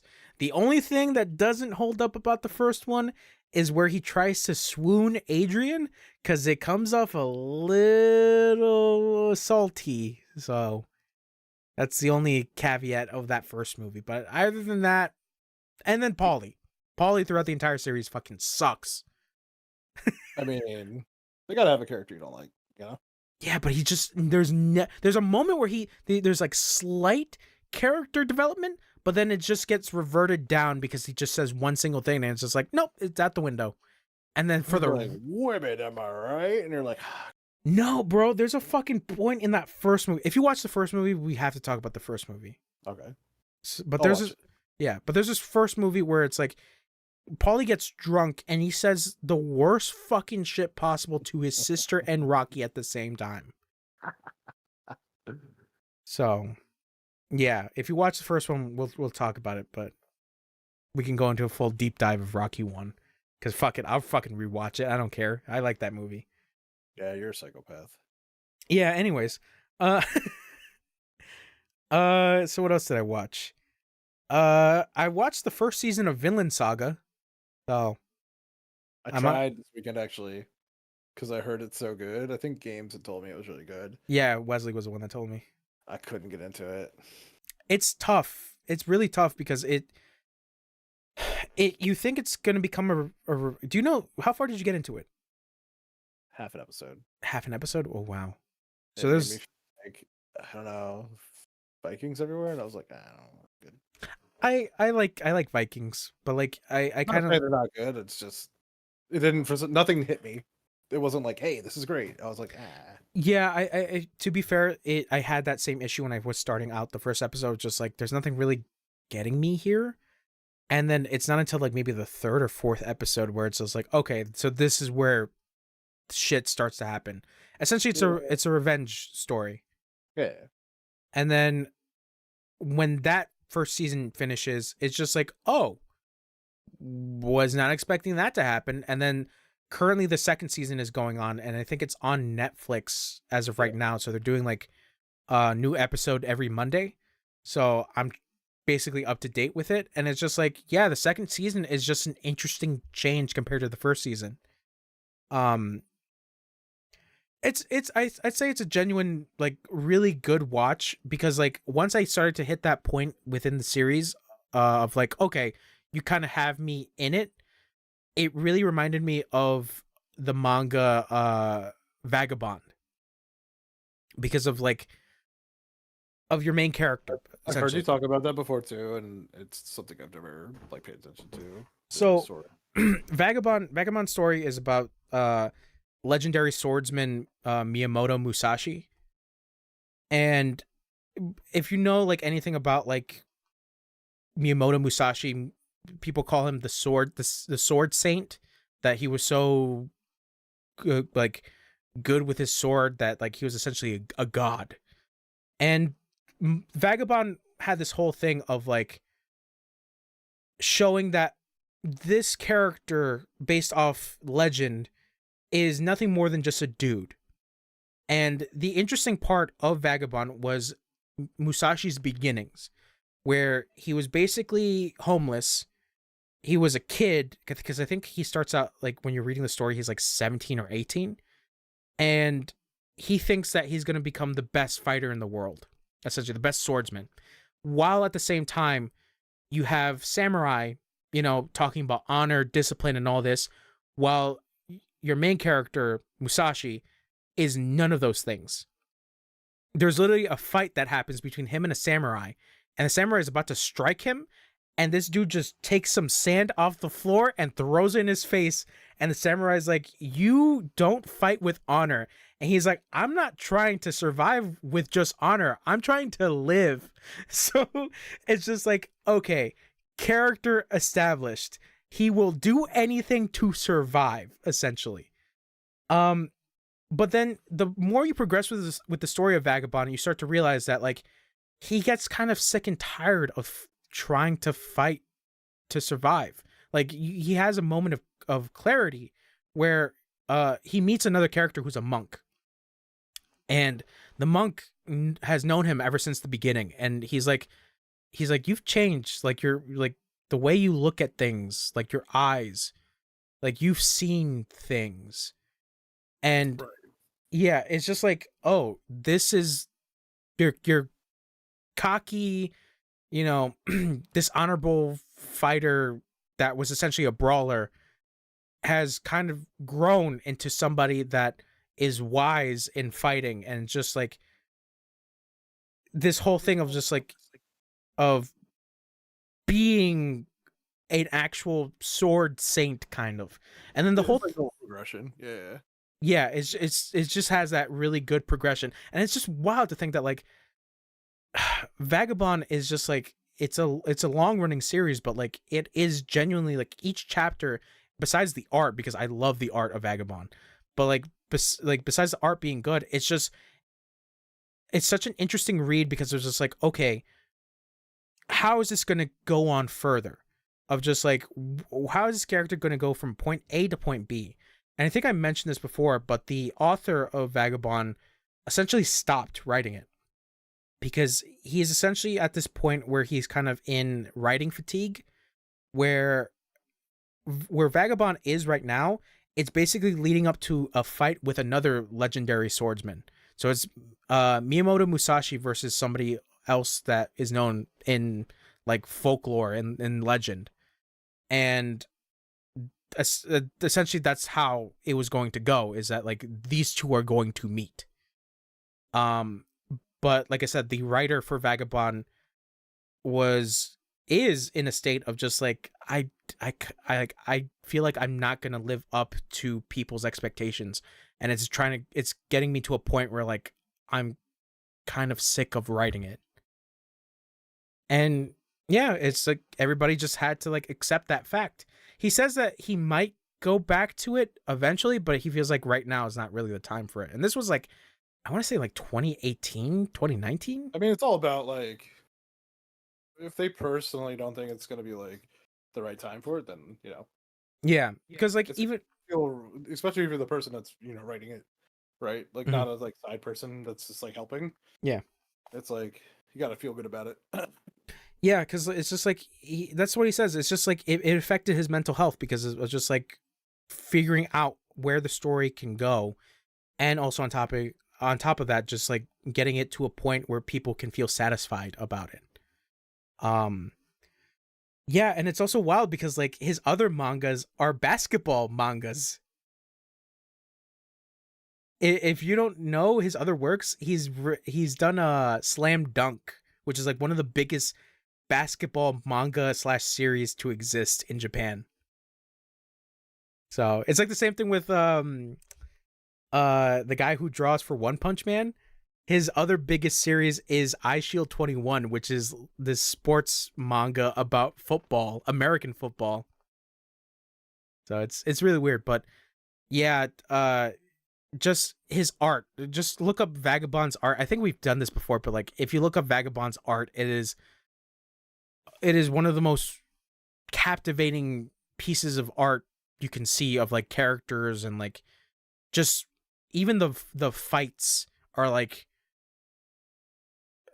man, how they're just drawn is just so well done. I really love that manga, and that's why I really connected with Vinland Saga. It's just like it really has those moments of Vagabond in here, of just like you have your main character.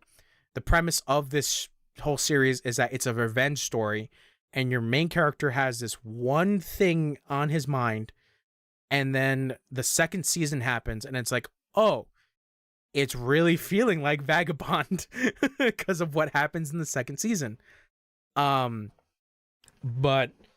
the interesting aspect of Vinland Saga is that it goes into the politics of what was happening around those times of the Vikings, where essentially Viking raids and stuff like that were still happening, but it was still like in a time where their ruler was trying to take over other areas of Europe. So it's But like, the Republicans still wanted healthcare or didn't want healthcare. yeah, yeah, like that. You said politics. Yeah, yeah, healthcare. Yeah, Viking healthcare. They're like, you got stabbed in the throat. We're gonna fix it. Yeah, essentially. But there's like this other aspect of excuse me, of Vinland Saga, of just like, oh yeah, this period sucked because of the whole thing about slaves. I was just like, yeah, we're just gonna raid this village and take whoever lives here and sell them off as slaves. And then you have the second season where where essentially the setting is in a farm area with slaves, and it's like you have a bunch of moments where like these people who are slaves are like, I can't leave, like I have nowhere to go, my village was burned down by the Vikings. So it's like, if I have the opportunity to become free, I don't know what to do. And then there's a whole thing that happens like where I am currently in the show, of just like, oh, this situation is really fucked. Just like, man, this shit sucks in this time period. But yeah, I would say if you were to give Vinland Saga another try, just go on for a couple more episodes, because that's where it starts to get interesting. Even the political intrigue stuff, I thought I wasn't gonna get into it, but then it's just like, no, it's actually really interesting and really good. Yeah, I still recommend it overall. Yeah, I try it again at some point, but there's other stuff I want to try first. Yeah, because like I said, it that first episode, there's really nothing to click in, because even then, it's just like, all right. like Viking stuff is happening. Until you get to like the main basis, which is the revenge story of it.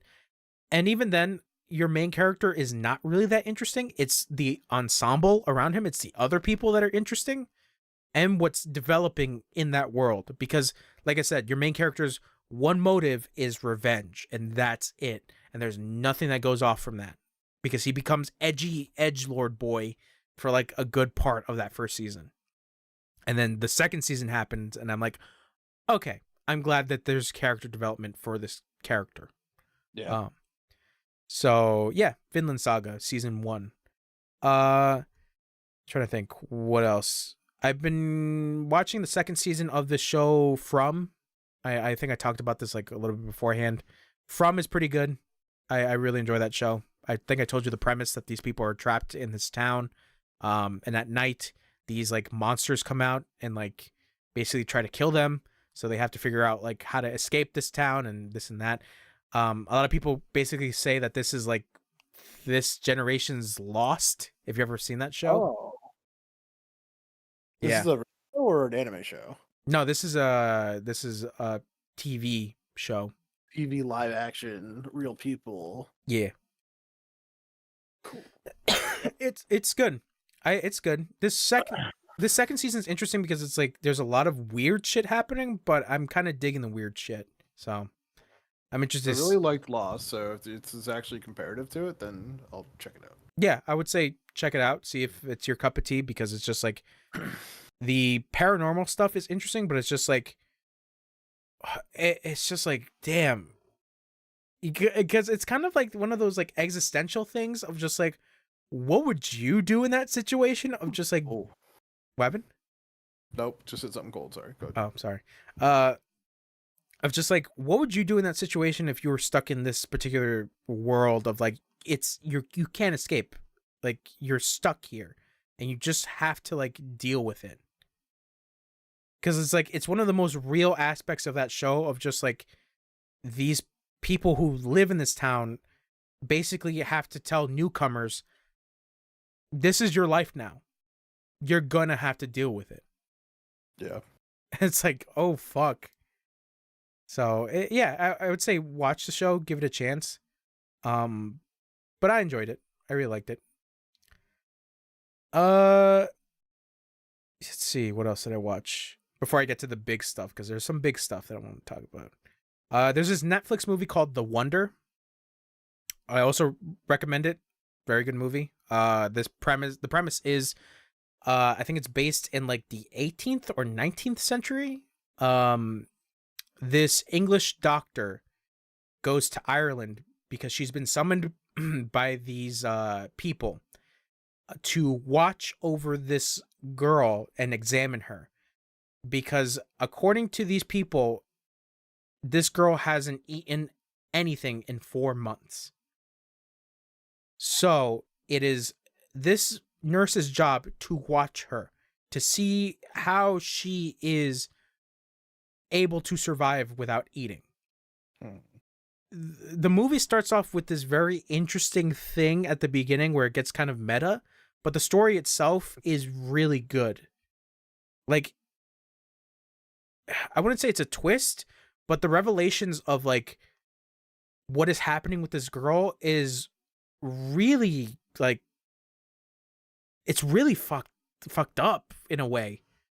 But I recommend it. I don't want to spoil it too much because it's like it's a genuinely like good watch. So Right. The Wonder.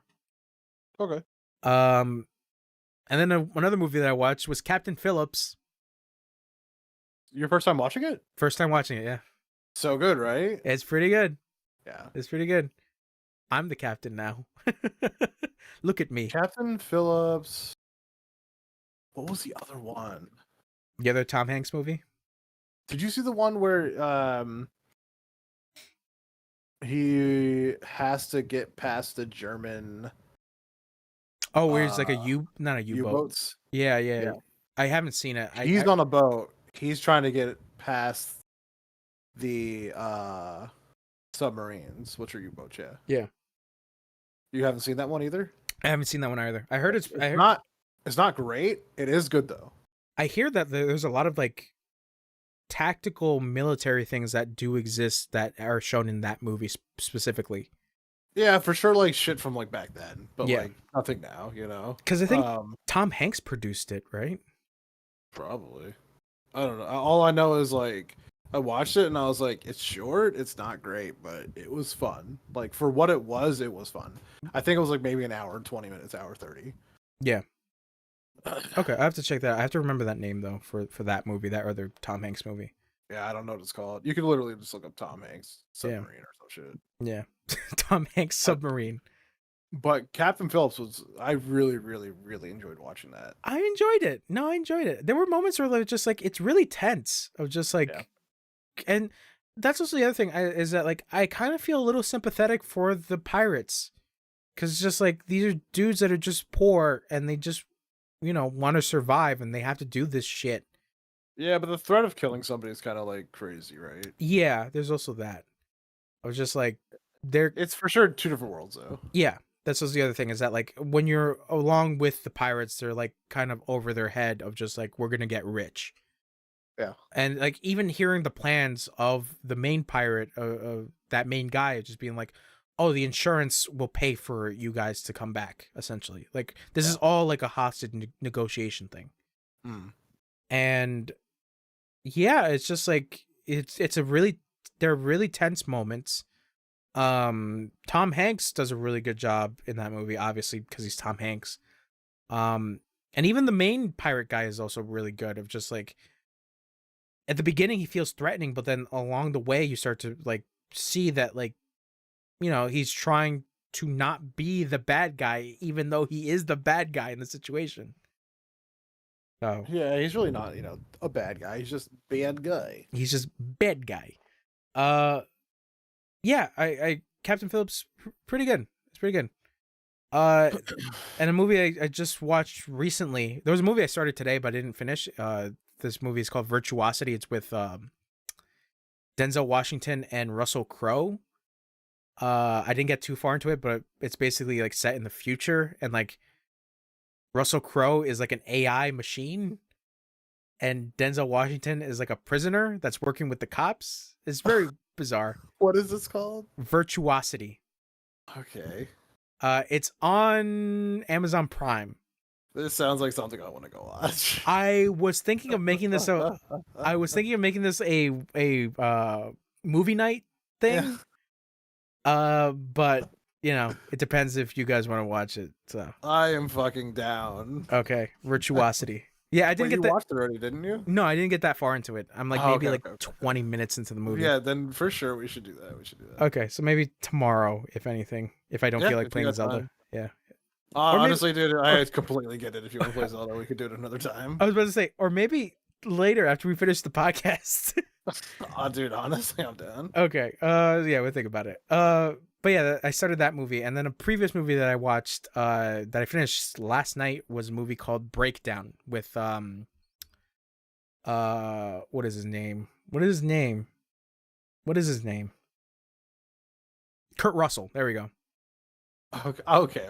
Yeah, because I was thinking Russell Crowe, but I'm like, no, that's the wrong one. Okay. Kurt Russell. That movie is really fun.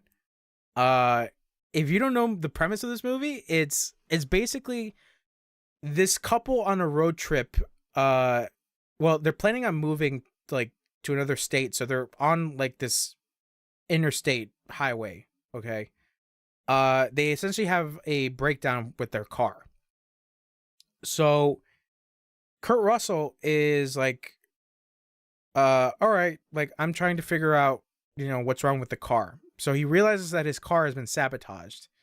But before that, him and his wife are stuck on like the middle of the road. So this truck driver comes along and is like, oh, do you guys want to come with me? I'll take you to the next town and you guys can get a tow truck from there.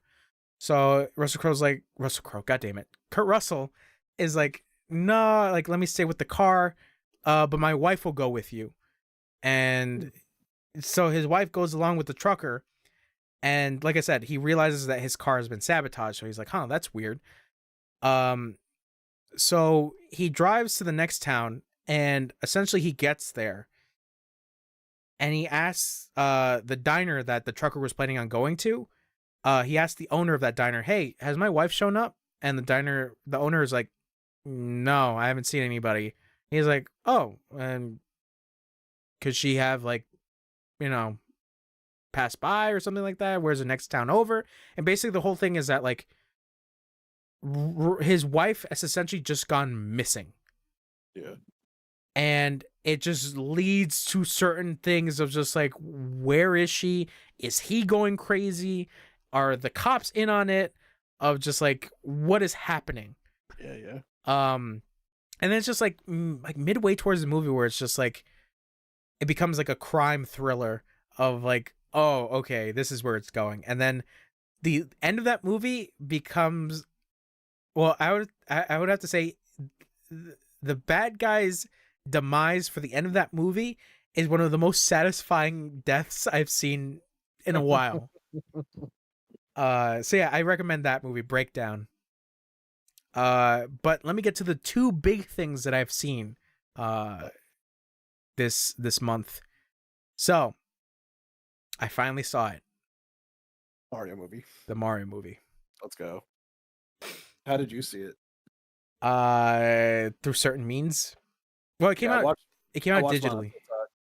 You watch it? Wait. Oh yeah, that's right. The TikTok thing. Somebody streamed it on TikTok. That's right. I forgot. So stupid.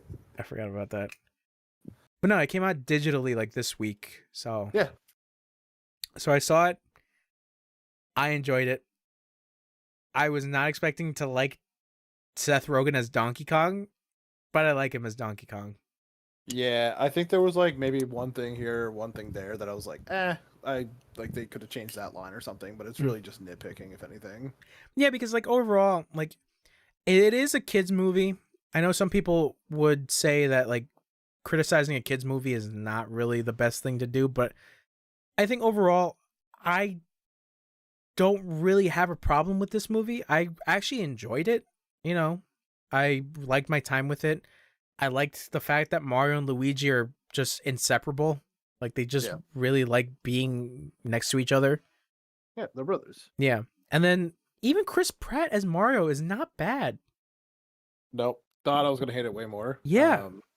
Again, like you kind of just got to go into it and be like, it's a fucking movie, dude. Like, yeah, love it or hate it, just have fun. It's Mario. Yeah. So, yeah, it's just everybody's good in that movie. Even Jack Black as Bowser is really good. Keegan-Michael Key as Toad. Yeah. I think the Toad one, you can barely tell it's him, by the way. So probably the best.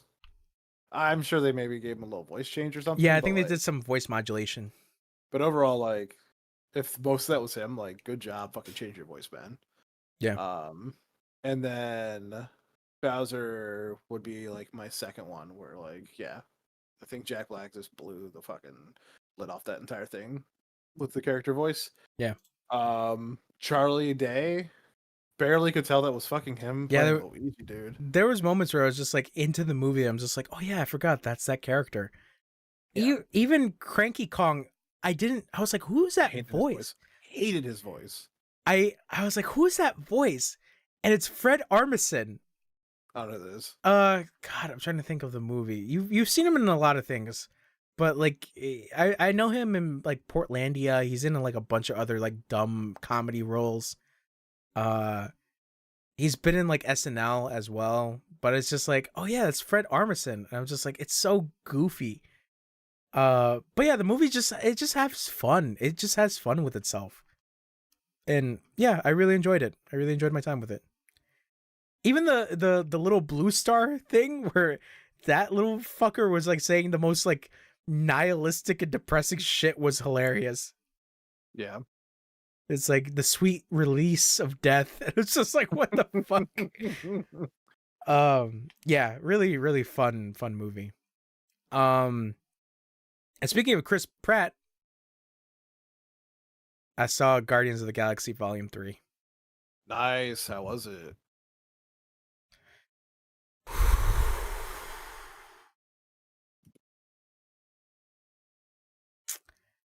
Oh, I thought my screen froze. I was like, No, because like it's really tough to talk about this, but I think this is one of my favorite Marvel movies thus far.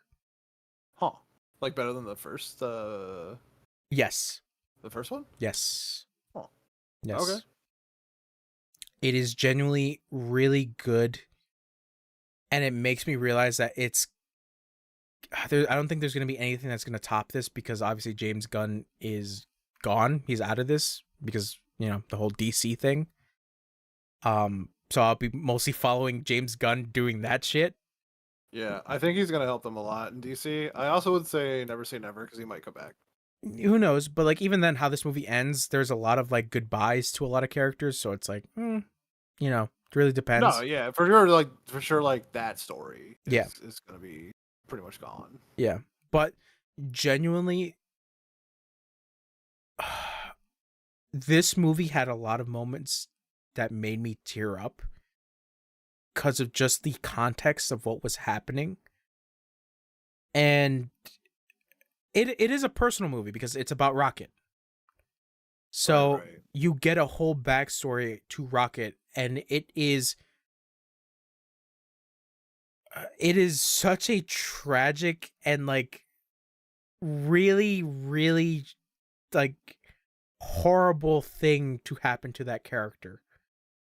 And it's funny because I made the comparison to the other show that I watched, the other anime, Made in Abyss, where there's literally a plot point that resonated with the whole thing that happened with Rocket back in his childhood. So I was just like, man, that is really fucked. And even the villain is just a villain. He is evil. He is so evil.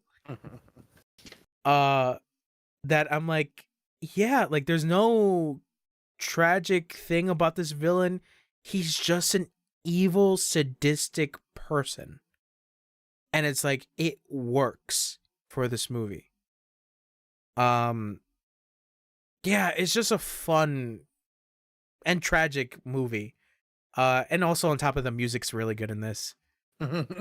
Fucking, I'm pretty sure you've seen the meme of Adam Warlock, just like "Crazy on You" by Heart, where you see Adam Warlock flying through and you hear dun dun dun dun dun dun dun dun dun. It's so goofy, but yeah, it's a good send off for a lot of those characters, and it's just a good plot.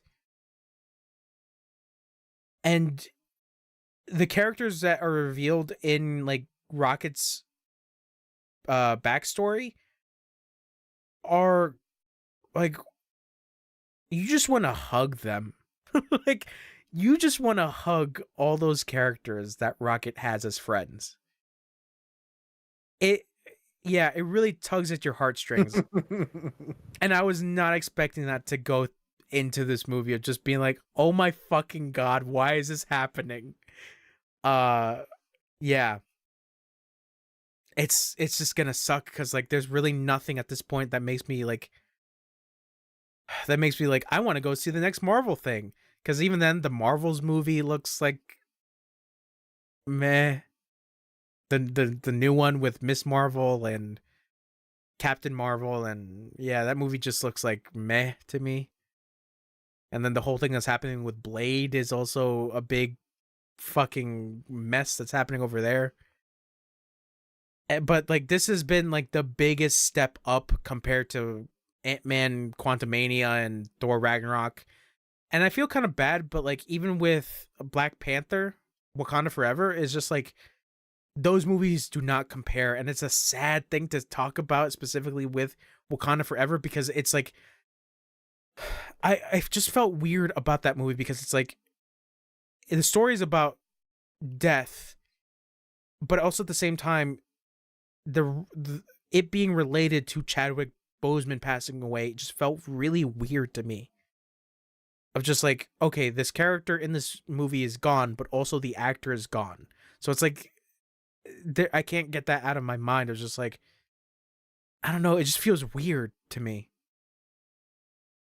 but as a Marvel thing that I enjoyed, Volume 3 of Guardians of the Galaxy is like really good. It's really, really good. So I get to look forward to James Gunn's Superman legacy. Yeah. That's it. I don't know if you're still there. Can you not hear me? No, I couldn't hear you. Oh, I was laughing the whole time. Oh, okay. I couldn't hear you. I couldn't hear your laughs. I'm out here pouring out my soul and you're laughing at me. I just make me laugh. Like, James Gunn Superman. Yeah, James Gunn's Superman. It's really good. I really recommend it. Like I said, I don't think there's any other Marvel property out there that I'm excited for. Yeah, I gotcha. Yeah. I wanted to drop 2 things that I forgot I watched real quick. What'd you watch? Ted Lasso season 2. Mm-hmm. So good. If you haven't watched it, like just like a good old heartfelt like. Overall, like the show is really just like. Are you clipping your nails?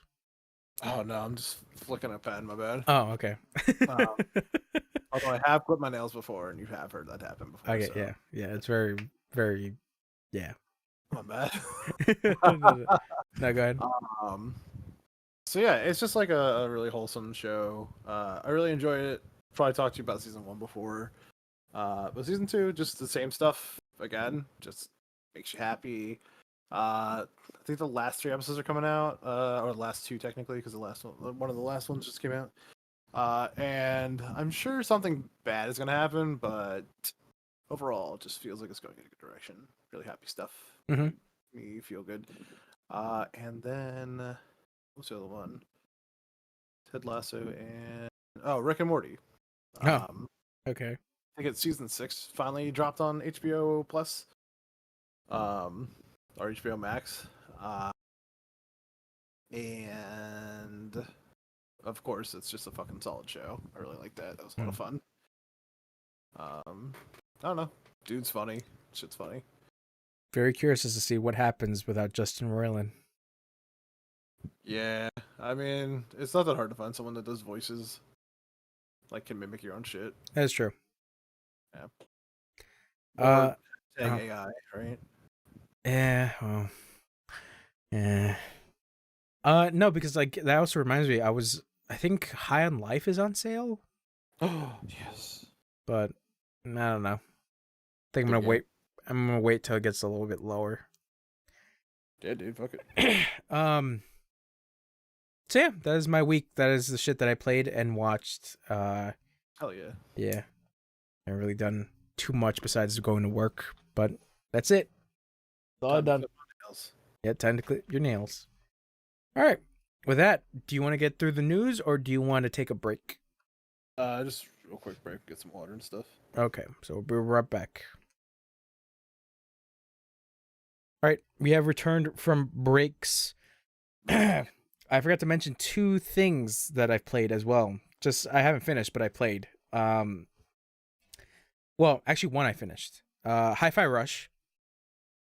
Forgot I beat that on stream. Good character rhythm action game. Oh yeah, that game was fucking cool, by the way. It's really fun. It's genuinely really fun. The humor is really good. I played it with the streamer mode music, so it's all the not non-licensed music. So that soundtrack is really good. It's really, really good music. So right now I'm going back through the game, at my own pace, but I'm checking out the license stuff that they got, and I forgot 9 Inch Nails was in this. Oh. Yeah. 9 Inch Nails, Prodigy, and I think the Black Keys. So nice. Yeah. So I still have to get through that. But I'm also playing it with I think the Japanese dub just to hear how that is. But yeah, and even then, the one thing I completely forgot to check through the game after I beat it was that there's a little like customization store that I didn't even notice, that you can just change your character's outfits. Because like there was an option to like change some stuff that you had on your character. Because I think I bought the game with like the deluxe set, so there was like some costumes and stuff. But then there's like a whole other page on like the costume stuff where it's just like, oh yeah, you can spend your currency on like a new jacket for your main character or a new scarf or like some accessories and stuff like that. And it's just like, oh, neat. So you get to customize your character in some ways. But yeah, Hi-Fi Rush, one of my contenders. I want to say it's game of the year, but like one of my contenders for one of the games up that I've played this year.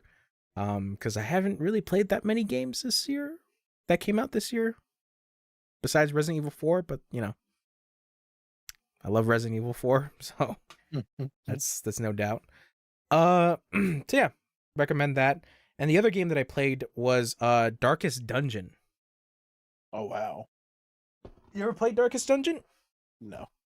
Okay, hold on. Darkest Dungeon is interesting. The second game came out like this month. So I bought the first game with like all the DLCs and stuff. Darkest Dungeon 1 is a very interesting game.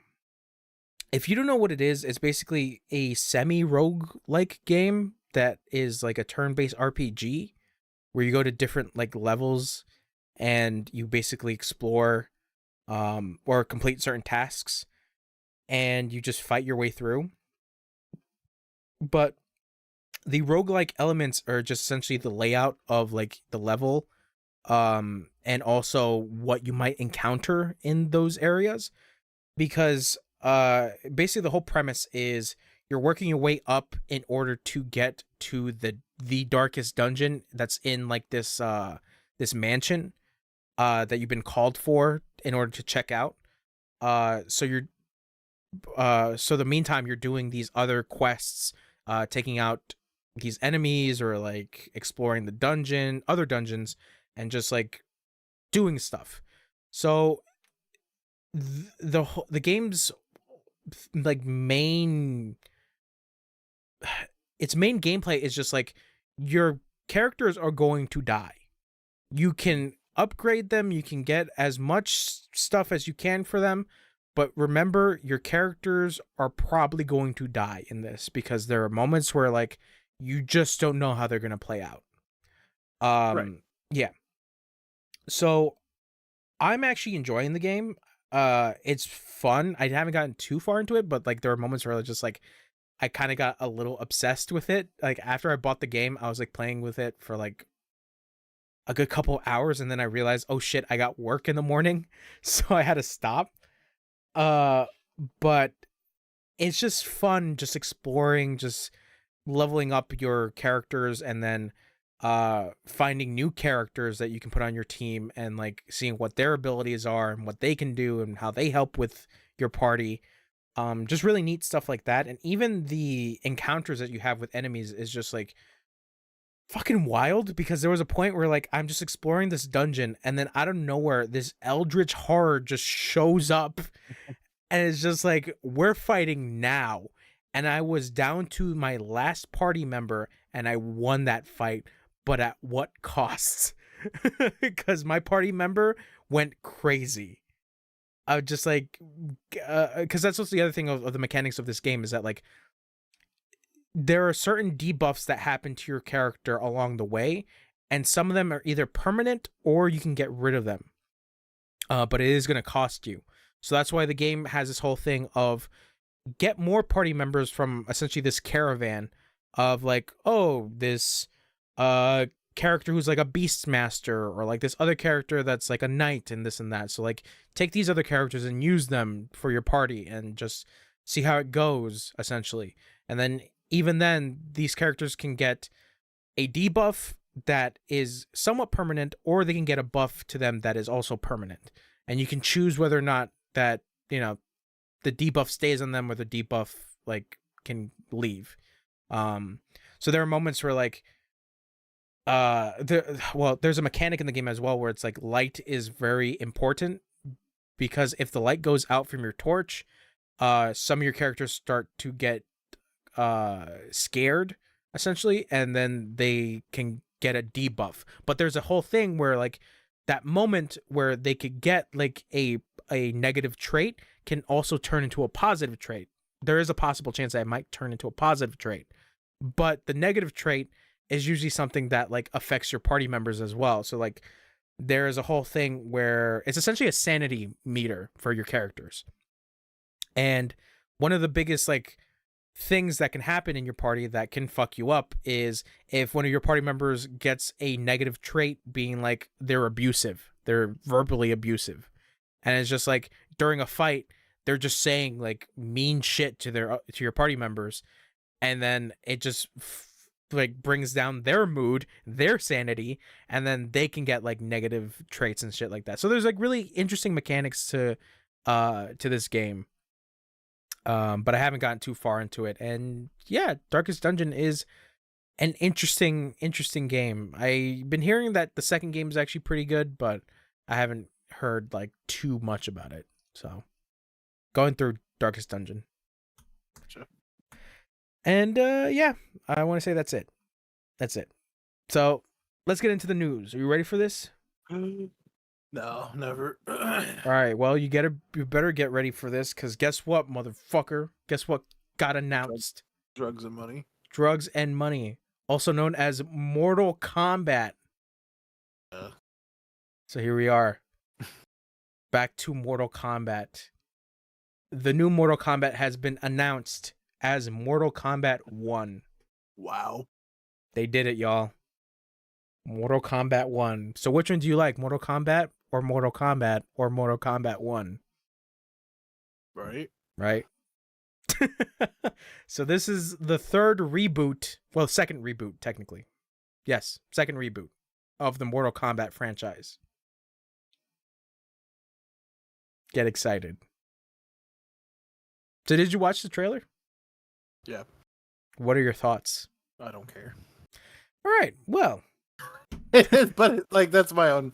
So like, it looks okay. I mean, I've never been big into Mortal Kombat, so like, my own personal view of it, I don't give a fuck. But I mean, I don't know. What? So I watched the. It didn't have gameplay. It just was like a video. yeah, it was just a cinematic. Okay, so really nothing to me, you know. Yeah, because you hate it. How did you enjoy it? You're the Mortal Kombat guy. I'm not really a huge Mortal Kombat head. But you're like the guy that plays fighters. I don't play any of this shit. Okay, so let me give you the rundown of what Mortal Kombat means to me. So I remember playing Mortal Kombat on the original PlayStation. Because I think we just had the disc of like I don't remember what it was. I think it was the trilogy. By the way, like I wasn't too into Mortal Kombat as a kid. Even like playing it when I was younger, there was like no feeling of like, ooh, I shouldn't be playing this because there's blood and violence and all that stuff. It wasn't until the PS2 era where I was just like, Mortal Kombat really felt like I would say I had a negative emotion to Mortal Kombat once it reached the PS2 era, because I remember playing Mortal Kombat Deadly Alliance and Mortal Kombat Deception.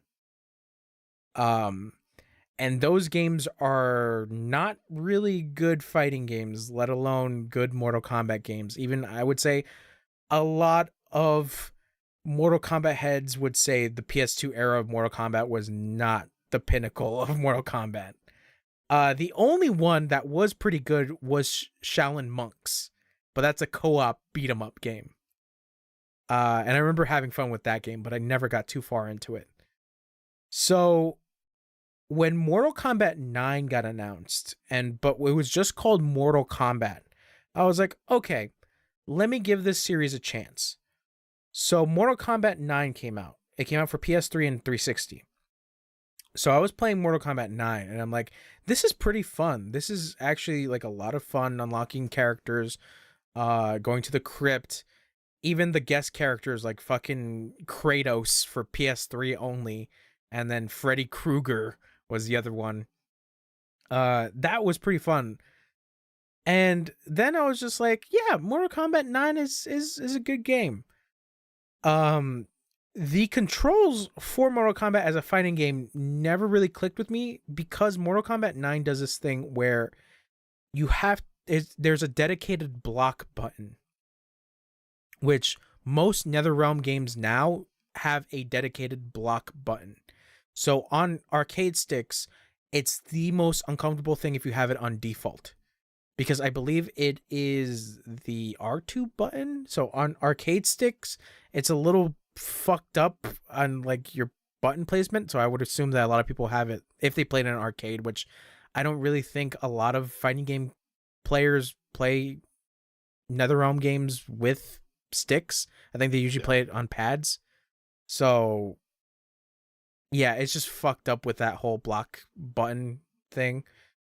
Um so I was just like, yeah, Mortal Kombat 9 is fun. You know, it's a good time. And then MKX came out. Like, I remember there was a whole thing about MKX where this was like the transition to PS4, because obviously the PS4 was the newest console that came out during that time. And there were plans on having a Mortal Kombat X for PS3, but like that got scrapped because they were just focused on this new generation. So Mortal Kombat X came out. The guest characters were way wilder, which was really cool.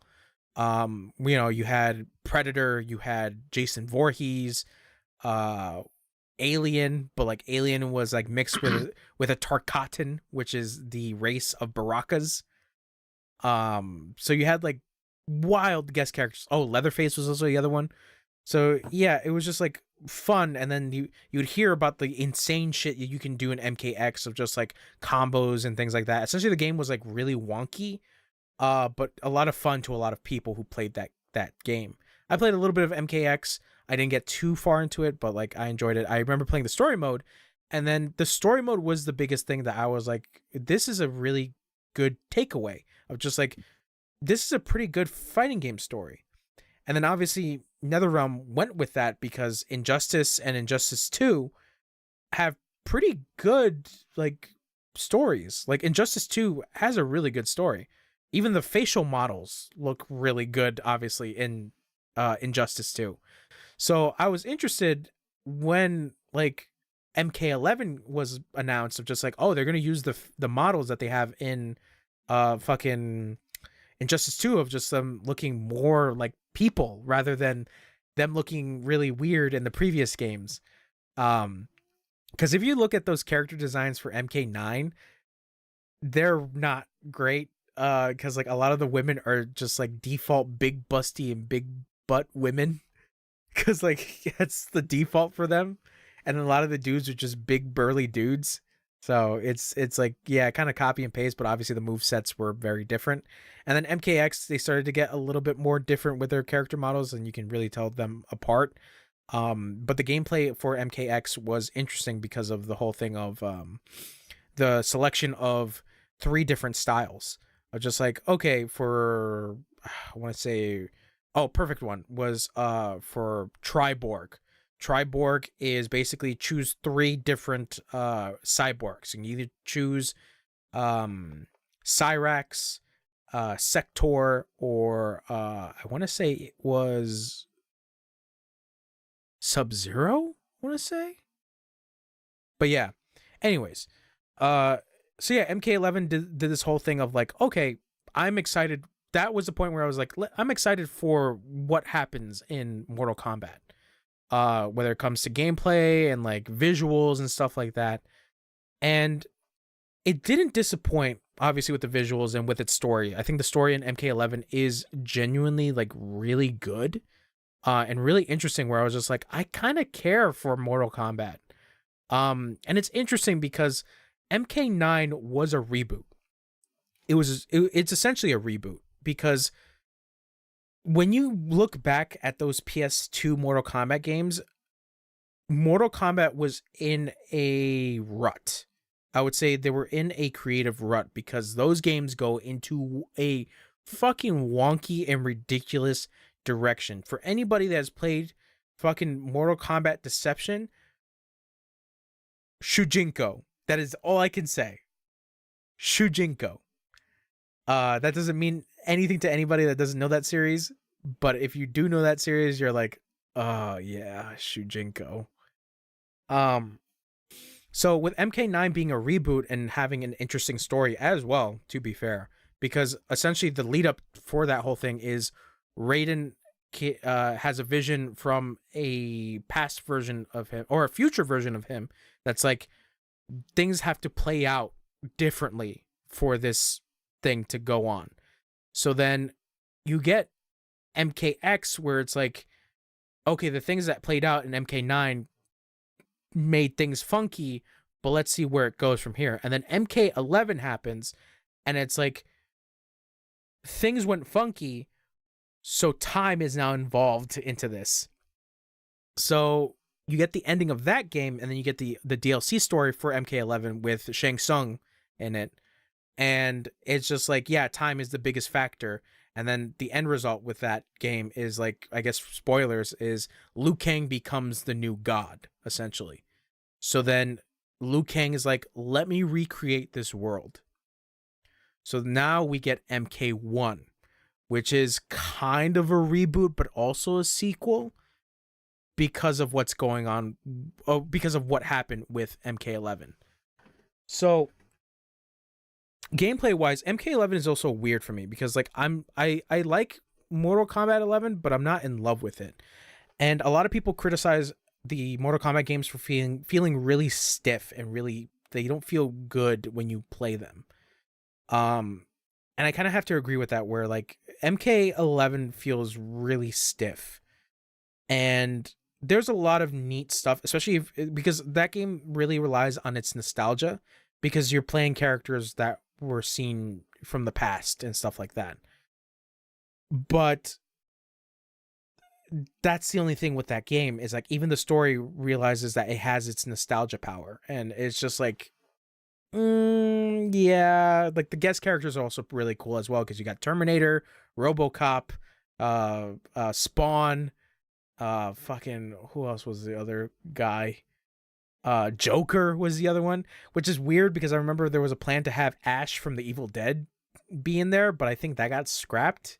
So I think I did see that though. yeah, because he got replaced by Joker. Okay. Because I don't know what To be happened. fair, Joker's like a big name, so yeah.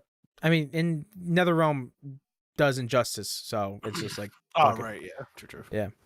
But yeah, I was a little disappointed that like Ash didn't show up because I was like, ah, damn. Like I really would have loved Bruce Campbell in this, but I think it might have been because of the likeness of Bruce Campbell and maybe because of the fact that Bruce Campbell was like, nah, I don't want to be mutilated. So there's that.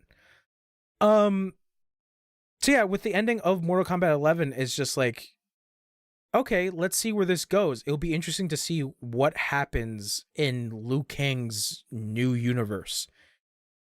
So watching this announcement trailer that came out when like 3 days ago on the 18th? Yes, 18th. I'm interested but also conflicted because of the fact that Liu Kang is like, let me create a new world, but here are the characters from the previous games. And here's the thing. I feel like with Mortal Kombat, you're damned if you do and you're damned if you don't. If you don't have the original roster characters, people are going to not care about this game. So that's why with this trailer, you have to see Sub-Zero, Scorpion, Shang Tsung, Katana, Melina, and even Kung Lao. And I completely forgot that was Raiden, one of the other guys with the hat. That's Raiden because at the end of MK11, Raiden becomes human. So then it's like this whole thing of like, where can you go with this series that was planning on rebooting itself for a second time, but also make old fans care about it, you know? Because there were a lot of theories as to like, oh, it would be interesting to see a hybrid of Sub-Zero and Scorpion, like just one ninja with both fire and ice, or like Melina. Well, there's theories with this trailer that like Melina's the queen and not Katana. That Katana is her bodyguard and stuff like that. So I just don't know, because I would like to see more of this. Even gameplay wise, I would like to see more, because like I said, a lot of NetherRealm games feel really stiff in their combat. You know, it's a lot of fan service, but the actual gameplay itself is like a lot of either you like it or you hate it. That's one of the things about NetherRealm games. So yeah, I think story wise, I think they're gonna do a good job, obviously, because I did enjoy MK11's story. Uh, but I don't know. Like I would like to see them do something different, but you know, I like this. I like this trailer. I like this announcement trailer. I thought it was interesting. Um, so I don't know. Yeah, like I said, I'm waiting to see more of this. And funny enough, that's the other thing about this. The second thing we got for news. Uh, yeah, but you know, that's my feelings on Mortal Kombat on itself. So, what are Seems your like you got a lot of feels about the Mortal Kombats, man. that's the thing, is that like I liked MK11 because I'm like, oh man, nostalgia shit is happening, and I got really excited for a lot of that. And then, to be fair, I do like the Mortal Kombat movie, the 1990, what is it, 90 something movie? Yeah, the 90s Mortal Kombat movie. That's one of my favorite movies. Cuz it's actually pretty good. It's a I pretty liked it. Yeah, it's a pretty good video game adaptation. The second one's shit, but like I like a lot of stuff that's Mortal Kombat. I think the lore and the stuff around Mortal Kombat is interesting, but the actual gameplay, the actual fighting is like kind of goofy. And even then, like I said, the stuff on the PS2 era was like some of the worst shit you can ever play when it came to Mortal Kombat. And yeah, they essentially NetherRealm had to dig themselves out of that rut that they were in. Because that's why they had to reboot Mortal Kombat with Mortal Kombat 9, and then now with this, because it's, well, I wouldn't say they had a rut at the end of MK11, but it's like just figuring out where to go is the real problem. Um yeah, I like it when Johnny Cage does the nut punch.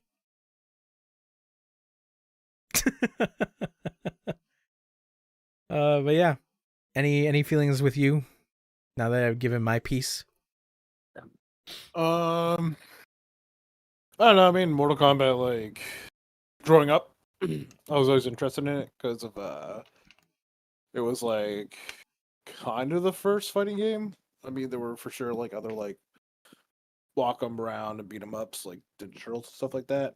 Mhm. But it was like to me the one that I first like got to play. So I mean, like I'll always like think about it fondly, I guess. But I again ultimately like I'm not interested in playing fighting games too much anymore. So Yeah, you hate them. well, it's not even just hate. Like I probably won't pick it up, but like most things, like I'll enjoy watching it. I have liked the past storylines. I'm sure this won't be very different. Sure, I'll like it just the same. Mhm.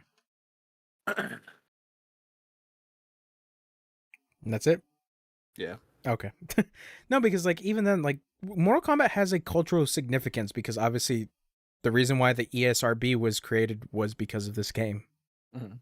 So, you know, a lot of people talk about that, and that was the biggest like controversy this whole fucking week on Twitter, was people arguing the fact of like the violence in this, of just like being too much. And to be fair, yes, the violence in this is a little too much.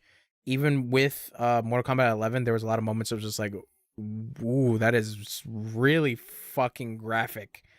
Yeah. And I think what made that sour even more was with that recent, well, not recent, but like when that news story came out about like people that worked on Mortal Kombat 11 being like, we had to look at actual people getting like dismembered and shit like that, that like really not, it didn't go well with people reading it. So, it's just like, yeah, it's a really fucked situation. Do you remember that? No, I don't. There was a whole like news report that came out that like developers on Mortal Kombat 11 at NetherRealm had to look up like videos of like that live leak stuff of like people. Oh. Yeah, it wasn't. They didn't have to, but they were basically given homework of like, look how the body basically dismembers in this specific way.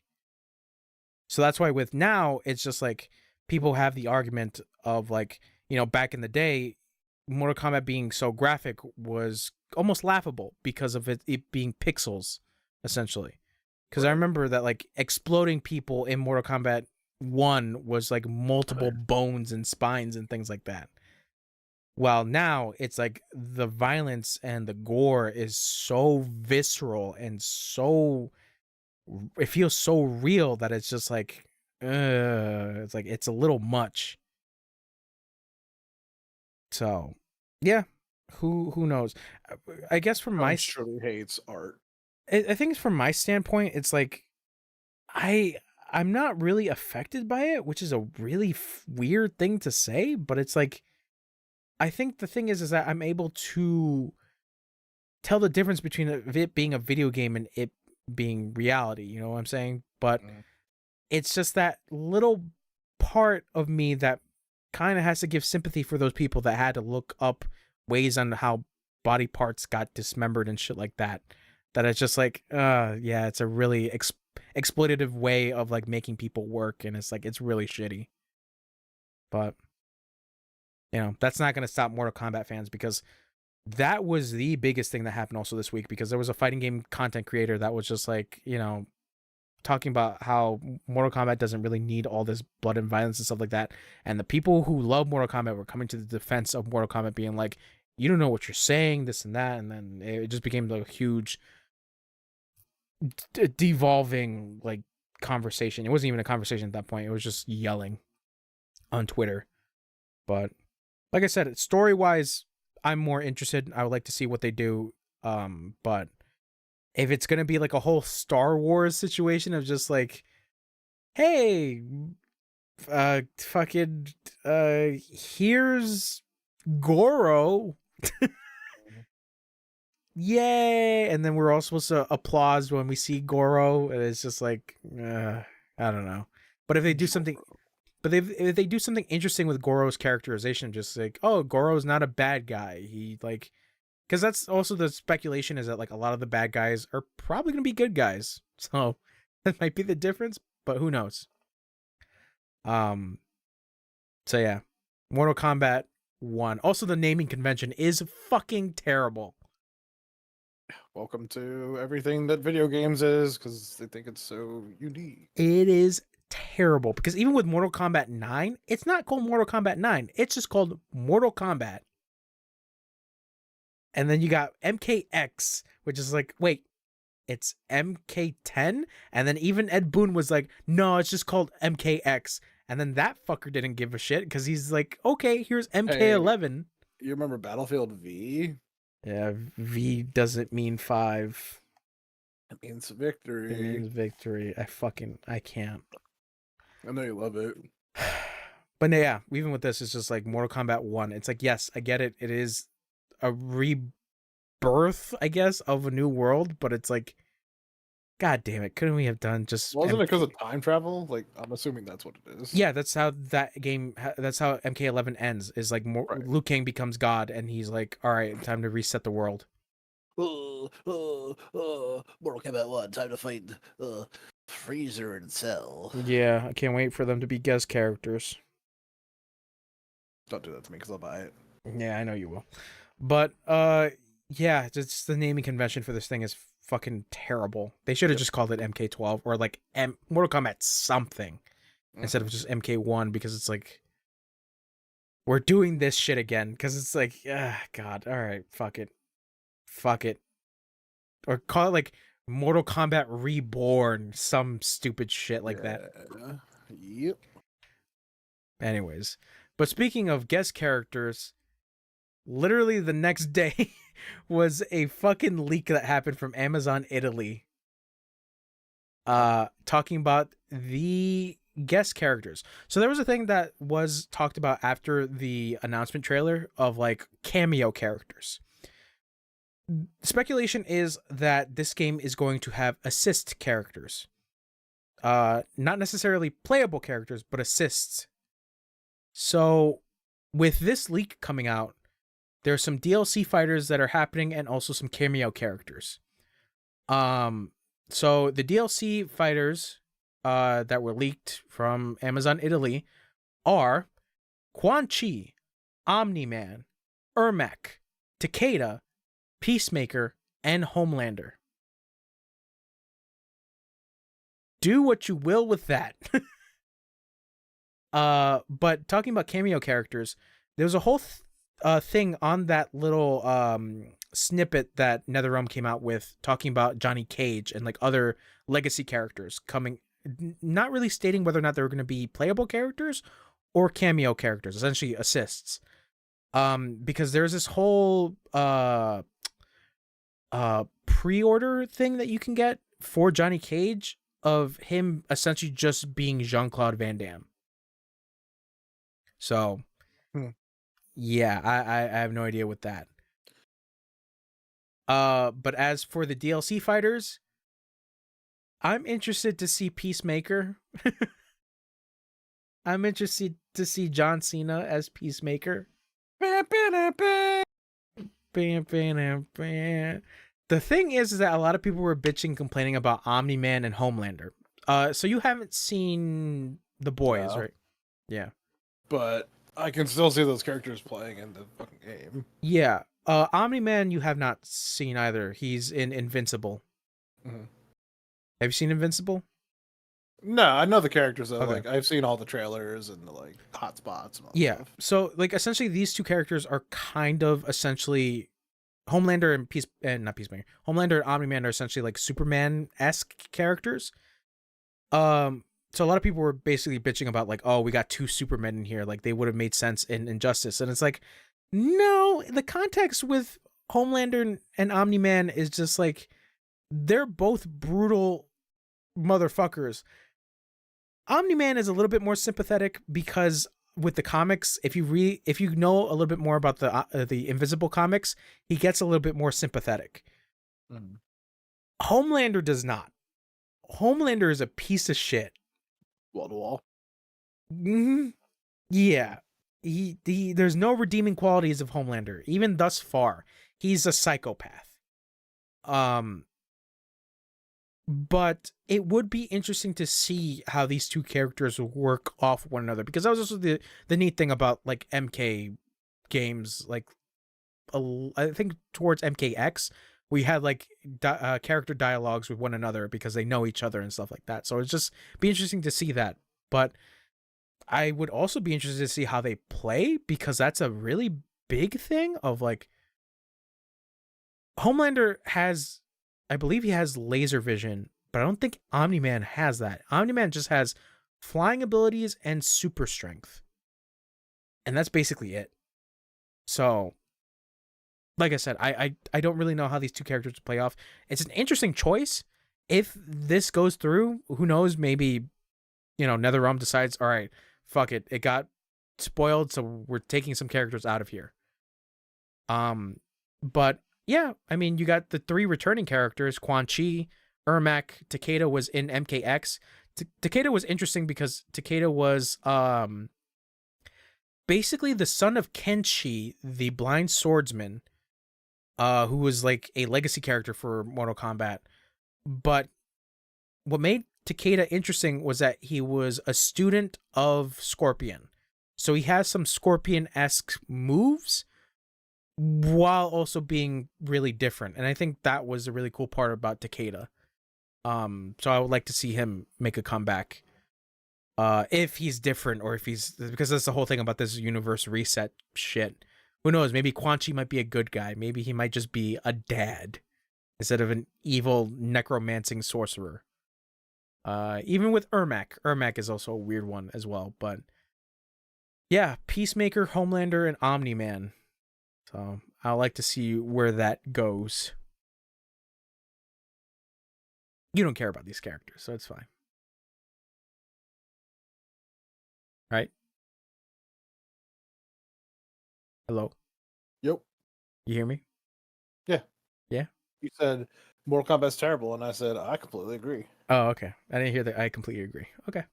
Uh, so yeah. Well, like I said, I just have to see how this game plays. If it plays good, then I'll be like, okay, yeah, I like to see how Homelander or Omni-Man or Peacemaker plays in this. So, moving on. You put this up. Would you like to talk about this? Hmm. Yeah. Well, I mean, the overall view is Riot Games and Activision Blizzard are going to be compensating some female coworkers for some gender discrimination. Basically, like it's just like uh, I believe it's the pay that was being given to the women, or Yeah, just the discrimination. yeah. Yeah. So, well, I just want to make it clear, like it's not sexual discrimination as far as like It's a sexual assault type of shit. You know what I'm saying? it's a lot. It's a lot of like gender discrimination, harassment, even sexual harassment, and a bunch of other Oh, stuff with was it. it? My bad. I thought it was just the pay discrimination. My bad. No, there's a lot of stuff with that because Riot Games had that whole issue, just like Activision Blizzard. Right. I knew they had like something going on. I never like fully read into their problems. Yeah. Because Blizzard's thing like popped up and was like uh yeah. I mean, it's good. Like these people should be getting their pay. Yeah. And I mean these companies, I don't know. I haven't heard anything about Riot in a long time. Blizzard has been up front and center for a while now Yeah. about still being shit. So I'm hopeful that Ye- Riot maybe fix their shit. well, it's interesting you mentioned that because like when the whole thing broke out about Activision Blizzard having that whole lawsuit stuff about the harassment, Mhm. a lot of people from Riot were like coming out and being like, "No, Riot's the same way like that," and even Ubisoft, because that was the big breaking point of like other big billion-dollar video game companies were like, "No, these places have really big workplace issues," and yeah, Riot, and Ubisoft were like the top runners. Yeah. And then you had that whole thing with Quantic Dreams with David Cage, of just being like of people who worked with him being like, "No, he's a prick." So yeah, like I agree with you that it's good for these people that are going to be getting their compensation because fuck that shit. Even the people Yeah. that are past workers are going to be compensated. So, Yeah. uh, I mean, it says here like the initial payment is going to be ranging from 2,500 to 5,000 per mm, person, which yeah, is like kind of shitty because I'm sure they've been waiting a long ass time. yeah, yeah, Um, and then it says the cap is going to be with additional damage cap up to $40,000. 40,000. Yeah, from a pool of 100 million. Yeah. So So hopefully they get, honestly, man, the maximum because like waiting that long and then getting like 5K is all is like kind of like a fucking slap to the face. I think the thing is that like if you can view this, this is really nothing for big companies like that. Like $100 million Oh is like nothing, let no, alone for sure. 40,000. Yeah, Yeah. It's honestly nothing for like the CEO. Like not even just the company, but the person that runs it, you know? yeah, yeah. It's not really a big break in their wallet. So Yeah. yeah, I don't know. You can take it in a good way, and you can also take it in a bad way. Well, let's also remember that Tencent owns Riot. Yeah, that is that. So like when you literally say 100 million is nothing, it is actually nothing Mm. because Tencent owns basically China. Yeah, Tencent and what was the other one? I always keep forgetting the name. Tencent and Like next gen or something. no, not fuck. Yeah, fuck. I keep forgetting the name of the other Chinese company that's really big. Nextsoft? Oh God, I forget. That might be Anyways, Korean. yeah, no, Nexon is Korean. Yeah. I forget the other one. The other big Who was player. the China one? NetEase. There we go. NetEase, okay. Yeah. NetEase. NetEase, nuts in your mouth. Got him! All right, podcast's over. All right, what's the next one? Lord. Yeah, Sorry. moving on. How did you feel about Lords of the Fallen? I didn't play it. Exactly, I played it. So let me talk about Lords of the Fallen.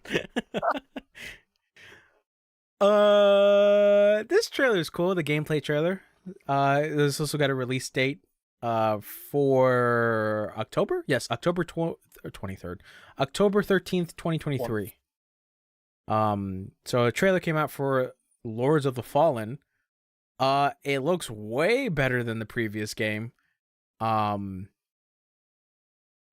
all I just gotta say is interested, very interested. Cause that first game is nothing. Essentially, it is a reboot, so it's not a sequel. It's a reboot of the series. Yeah. I mean, the art in the trailer looked really good. I keep forgetting the main character looks like fucking Lord of the Rings Mordor knight. He looks like fucking Sauron. Wyman? That's the main character? Yeah. That's yeah. But yeah, like just gameplay wise, it looks a lot faster. It looks visually more interesting, and yeah, I like to see where it goes. I'll probably get in on this. Yeah. I mean, it's probably gonna be one of those games that I'm not good at, so I probably won't play it. Yeah, it's okay. You'll be okay. I'll watch George play it. Yeah. I play all the Souls games. True. Speaking of Souls games, well, that's not really anything. But speaking of, yeah, no, that I can't really segue into this. Anyways, get excited for the 24th of this month of May, because the PlayStation Showcase is happening. Diablo, right? PlayStation Showcase. PlayStation Showcase. So maybe Bloodborne PS5. There we go. That's a Souls thing. I don't know. But this showcase is going to be focusing on PS5 and PSVR 2 games, and then some other stuff, possibly Spider-Man 2, Too Many Spider-Men. Too many Spider-Man. Come on, man. Like, it's right there. Like, it's got to be Too Many Spider-Man. That's so funny. That's a good one. That's a good one. I, like I can't take credit for that because that was a fucking Kimmy Schmidt thing. Oh, yeah. Yeah, it's the best. That's the best joke ever. But what are your predictions that are gonna be shown? I think we're gonna. Maybe it's too early for that. I think we're gonna see something. We're for sure gonna see Spider-Man 2. Mm-hmm. I think end of showcase if they want to get a little, crazy. They're gonna show Wolverine. Not a huge thing, but a little thing. But that seems like more of like a Game Awards thing. Yeah. So that's like my hopeful prediction would be this Wolverine.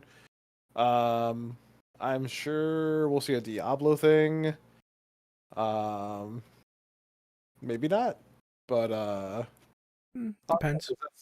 That's owned by Xbox at this point, right? Yeah. Yeah. So never mind. Sorry. I don't know. Maybe something Infamous related? Sucker Punch doing something? For sure, I think we're going to see something from Sucker Punch. Sucker Punch was talking about doing another Ghost of Tsushima. Yeah, so we might see something like that. It's Yeah. hard. I feel like none of this shit's ready to show. Because there was a thing that came out like a while ago that was like a job listing for Sucker Punch about an upcoming game, and a lot of people were speculating that was going to be Ghost of Tsushima 2. Yeah. So there's a possible chance that it might be Ghost of Tsushima 2. I'm sure we won't see it, but I'd really love to see a remaster or a remake of Infamous itself. That'd be great. I would really like a collection of those games, but I don't know, because the one weird caveat would be the PlayStation 3 games. Because you would hear about these stories about like how hard it is to remaster a lot of those games, specifically those games that were just on PS3. Remake, you know what I'm saying? Like, just remake it. They could do Just that. remake it. Just make it again. God damn it. Yeah, because it's like going back to the PS3 is kind of tough, and I realize my PS3 is making a weird noise, so I'm a little No worried shit. about that. Yeah, 3. what happened? I said, yeah, no shit. It's a PS3. You Yeah, might just need to open it and clean it, man. Probably do possibly. that. Yeah, maybe, most likely. Um, no, but it's making a weird noise when it's off, and I think it might be the what's it called? The power brick in it. Oh, Yeah, that's actually not that hard to get. yeah, I wouldn't doubt it. But you know how it be. Um, I think what did I see? I saw a thing on Twitter that Naughty Dog tweeted out something basically saying that they're gonna be showing the Last of Us Part 2 multiplayer thing that they promised. Mm-hmm. So there's that. But I don't know. I don't really have any like speculations of like what's gonna be shown at this one. Cause Yeah. yeah, Yeah. yeah.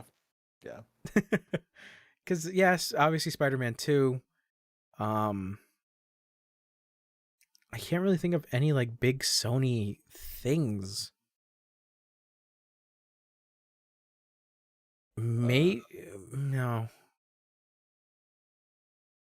No, I got nothing really. Like honestly, I don't have anything. maybe Secret of Mana. I don't know. I think we're going to see a bunch of things we've already seen. Like Final Fantasy. I Yeah, said Diablo because it's coming, but like, yeah. But I mean, whatever. Like yeah, other shit that's Xbox. like Sony exclusive that's already been announced, you know? Yeah. They did say that they're going to announce shit though. So like, hopefully we see some things that are just like, again, like some Sony exclusive like Infamous or Yeah. just something, something Sony that we haven't seen in a while. It's like, No, oh, cool, man. Yeah, I forgot about that. I think the biggest one that I remember now is Pragmata, which is a Capcom game. When that trailer was shown, nothing else ever came out about it. You probably don't remember this trailer, but it's just like this astronaut guy, like with this weird hologram girl. Like it was a very bizarre trailer, but like there was nothing else about it afterwards. It just went dark.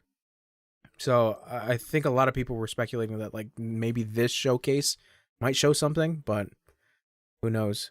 But yeah, I really have like no Oh, particular thing. they're probably gonna show Starfield. That's Xbox. I know. You're gonna have because you're gonna have to wait for that on June 11th during Summer's Game Fests. Yeah, because Summer Games Fest is June 8th, and Xbox's game showcase will be on the 11th. Oh, they're not doing Bitch. What? what? What? Hello? That's right, bitch. Uh, yeah, I got no predictions. If they do anything Bloodborne related, I would be interested. But like, fucking From Software is not doing jack shit with that. If Blue Point is doing it, that would be interesting because Blue Point did get acquired by PlayStation. So, Mm-hmm. uh, but Oh man, I bet Destiny 3 gets announced. maybe Actually, it does. I wouldn't be surprised if we finally get to see something about Matter from Bungie. Oh my god, yeah, I completely forgot about that. Yeah, maybe, Unless yeah. it's a phone game. I can't remember if they wanted to make that a phone game now. They were talking about that. They were talking about some project being like a mobile thing, but they never Yeah, really. because I think Tencent bought into them. I Yeah, don't know. yeah, Yeah, because Tencent that. owns everyone. Goodbye. Yeah, Tencent. Um. Yeah, I mean, if I see Logan, yeah, if I see Logan's hairy chest, then I'll care a little bit more. But I'll be like, yes, yeah. Yeah, Somewhere in America, you'll hear me. Ah, yeah, because like a lot of the big games coming out this year are in June. Diablo, Final Fantasy 16, Street Fighter 6. Mhm. So I can't really think of anything else. Maybe Spider-Man 2, but yeah, I got nothing. And then even then, Summer Games Fest is happening, so that's gonna have more announcements. And Right, right. Yeah, then eventually the That's what I'm game saying. moved. Like, it's got to be like PlayStation exclusives they're gonna do with their shit. Yeah, I mean, obviously, this is gonna be like PlayStation stuff, but it's like, I bet what, they announced that what do they got, bro? Tears of the Kingdom is coming to PlayStation Mar- uh, M- this next summer. Mario PS5. Yeah. Yeah, so Yahoo! Yahoo! Yahoo! Yahoo! we'll see until then. But you know what we won't see? Pac-Man. Pac-Man. Pac-Man Why? 99. Pac-Man 99 is fucking dead. Deleted. It To will. be fair, Mm-hmm. good idea. I don't know why this game became a game. I was just have fun because like that whole 99 battle Yeah, royale, the not battle Tetris royale. was good. But did you play this? No, I never This played shit it. was ass, bro. Oh, I never played it. Yeah, it's terrible. Oh, I never knew because I know people liked the Mario one and then they liked the Tetris one. Did they make a Mario 99? Yeah, they did like a Mario thing. No. Yeah, Oh, that got what? taken. That got taken down like a couple months afterwards. It was really interesting concept though. Why would they take it down? Okay. That's how Whatever. Nintendo works. Yeah, this shit's trash, man. I mean, the Tetris one's pretty terrible too, but like, I kind of get it more than anything else. Mm. Yeah, I mean, who doesn't dislike Tetris? Yeah. PvP, Pac-Man, Tetris, Mario, great. Yeah, Great idea. Bungie. Bungie. It's always Bungie's fault. Yeah, usually. But Nintendo is gonna be delisting Pac-Man 99, so it will be. So they're basically doing this whole like timeline thing of like August 8th, the option to buy custom themes will be removed. September 8th, the option to buy Pac-Man 99 Deluxe or Pac-Man 99 Mode Unlock DLC will be removed. And October 8th, the main game and free custom themes will be removed from the eShop and online services will end. So you have a limited time to play online with Pac-Man 99. I guess the only good thing is you will be able to play the game, but offline. Yeah. Mostly the offline modes. So you can play Pac-Man. Great. Yep. Pac-Man. Not Pac-Man, bro. Pac-Man. And talking They can about never take away your memories. never. And talking about things going away. Blizzard cancels Overwatch 2's long-awaited PvE hero mode. Bro. It's so stupid. Yeah, it's this was like the thing they were like, yo guys, like this is the big reason we're getting rid of the first one. Like we're gonna give you all this cool ass content. You're gonna really love it. There's gonna be updates. And when the PvP came out, they were like, I know it doesn't look good. I know. We because they said they're gonna update it huge, and it was no big huge update. Remember, it was like nighttime to daytime or some shit. Yeah, I And they remember. were like, oh, cool. I remember when people were posting up online of just like what the PvP mode, like the downgrade it got, and just a lot of people were just upset about it. And I was just like, I don't really care about Overwatch that much. I was kind of interested in like the PvE stuff of just like, oh, they're gonna do a story thing and this and that. But I'm very confused as to like what this hero mode was supposed to be. Because all I'm seeing online is that like it was supposed to be a PvE mode where it introduces like a bunch of like character trees and stuff like that, that allows you to basically customize your character. But other than that, I really didn't understand the whole concept, because the other thing that the development team was talking about is that they're not technically taking away PvE. There's gonna be other stuff that they're planning on doing, but it's just gonna be character based, I think. So from what I thought I understood from back when they were talking about PvE, I thought it was going to be storyline driven, like teaching you about who the character was and everything. Mm-hmm. I think that was the whole thing, yeah. And it's like if they take that away, or even the overarching story of Overwatch 2. right? But now this has been scrapped, so we'll never know. But yeah, there was a whole what was it? There was a whole stream with the producers and development team of Overwatch talking about their new plans for the series, and just like when they announced that, yeah, we basically scrapped this PvE mode. Here's our roadmap that we have ready to go. And this did not go lightly with a lot of fans. And just a lot of people who were like, this is so anti-consumer. It's just like, what was the point of making a 2 on this thing when there's no validation for it? But like I said, I don't know. I haven't played Overwatch in years, so I have no clue. Yeah. Yeah. So overall, this still has been received with negative backlash, and I'm worried about Diablo 4 now. No, you're fine. Okay, whatever you say. Shut before it comes out. Uh, Did you pre-order? yeah. Good. Give Blizzard your money. I don't know if I want to. Okay. I don't know if I want to because it is feeding into their legal bills because the European Commission has cleared Microsoft's acquisition of Activision Blizzard. So this is a big one. Let me get my microphone up to my face. This is a big one. All right. This is very big. You know why it's very big? Because they join forces. They join forces.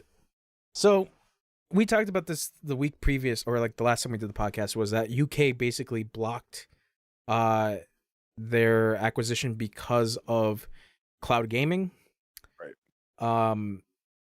And it's interesting to see that basically the European Commission is like, no, they're not going to block cloud gaming because they gave us their word. So to basically explain this is that Microsoft has come up with a whole offer of let me read the bullet points. Basically, a free license to consumers in the EEA that would allow them to stream via any cloud game streaming services of their choice. All current and future Activision Blizzard PC and console games for which they have a license. The other bullet point is a corresponding free license to cloud game streaming service providers to allow EEA-based gamers to stream any Activision Blizzard PC and console games. So basically they're saying we will give out our licenses to other cloud gaming services so people can play in whatever service they want to, essentially. Okay. And yeah, basically the EU was just like, yeah, okay. That's cool. That sounds like fun.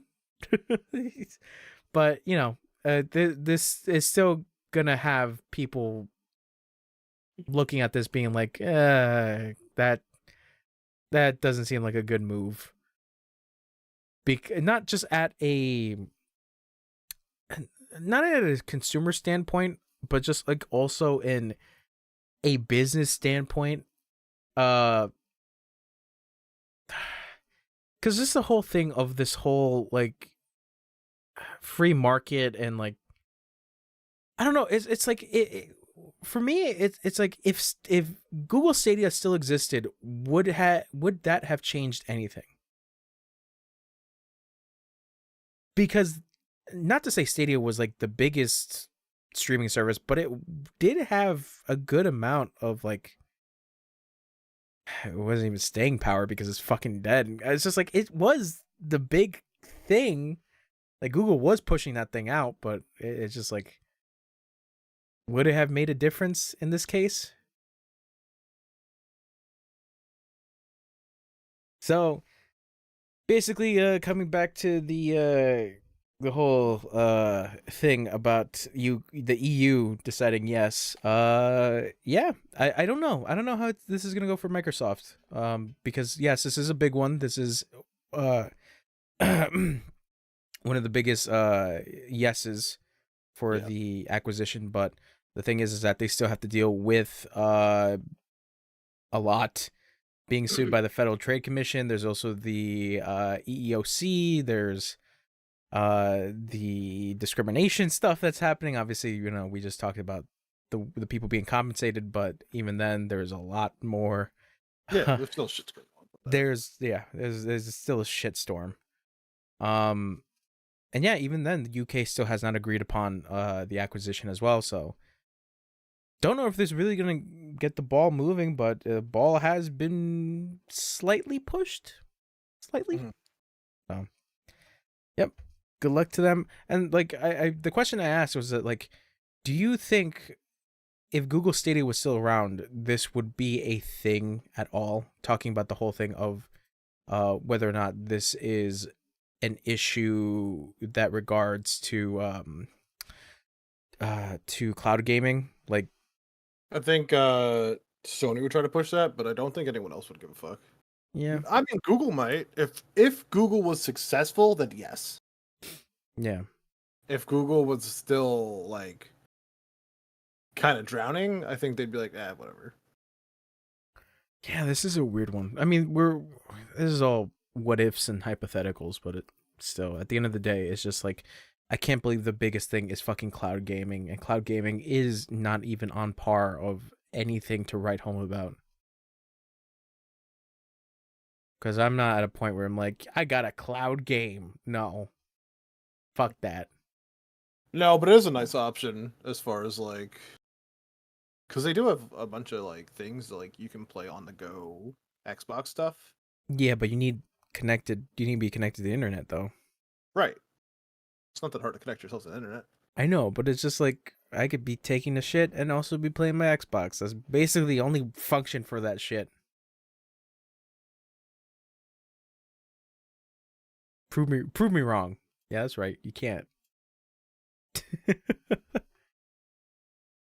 So yeah, I guess just moving on from that. We'll see in the long run as to like what happens with that. Um, you like Dead by Daylight? No. Oh, are you gonna like it even more because a new character has been announced? This would make me play it. This would Nick make me play it. Nicolas Cage is coming to Dead by Daylight. Yeah.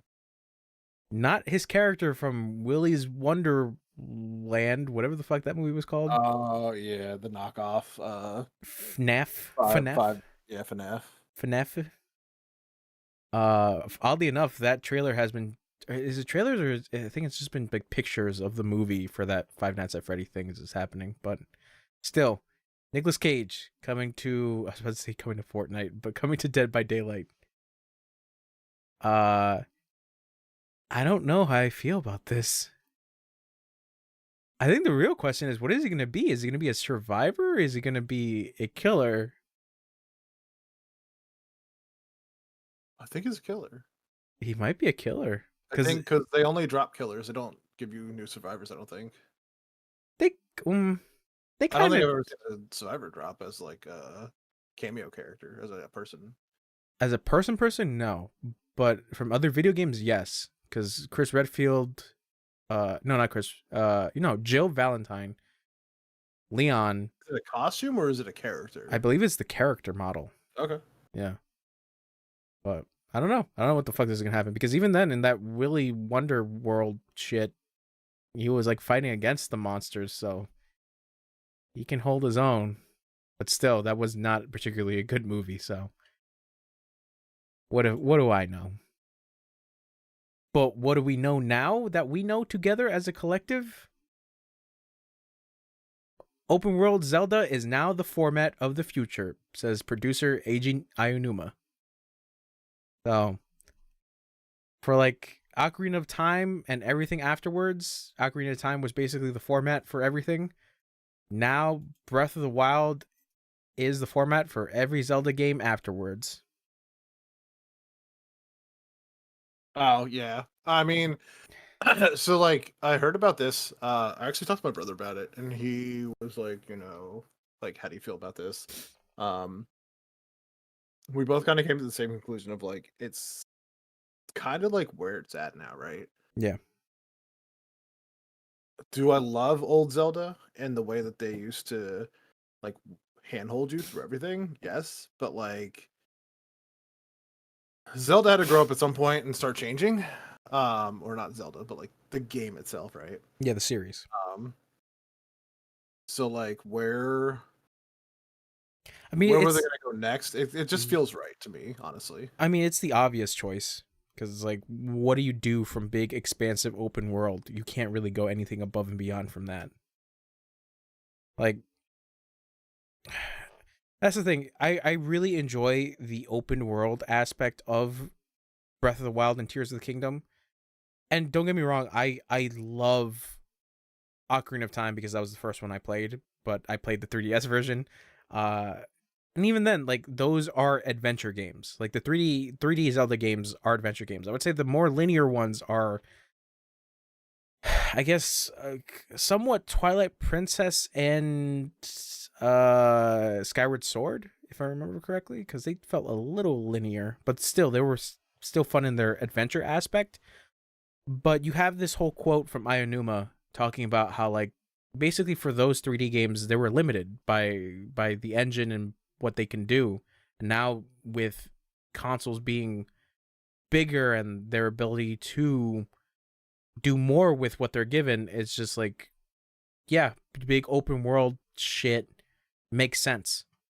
And it is fun. It is fun to go on an adventure and see what you're going to see out in this big open world, especially something like Tears of the Kingdom. And even then, like, a lot of people don't like to talk about it, but I feel like Breath of the Wild kind of opened up a Pandora's box of like adventure games.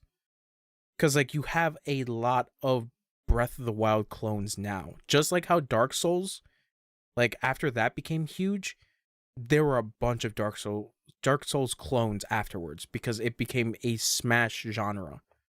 And now Breath of the Wild is like that. It's become a smash genre of open world, and a lot of other big open world games are trying to copy off it.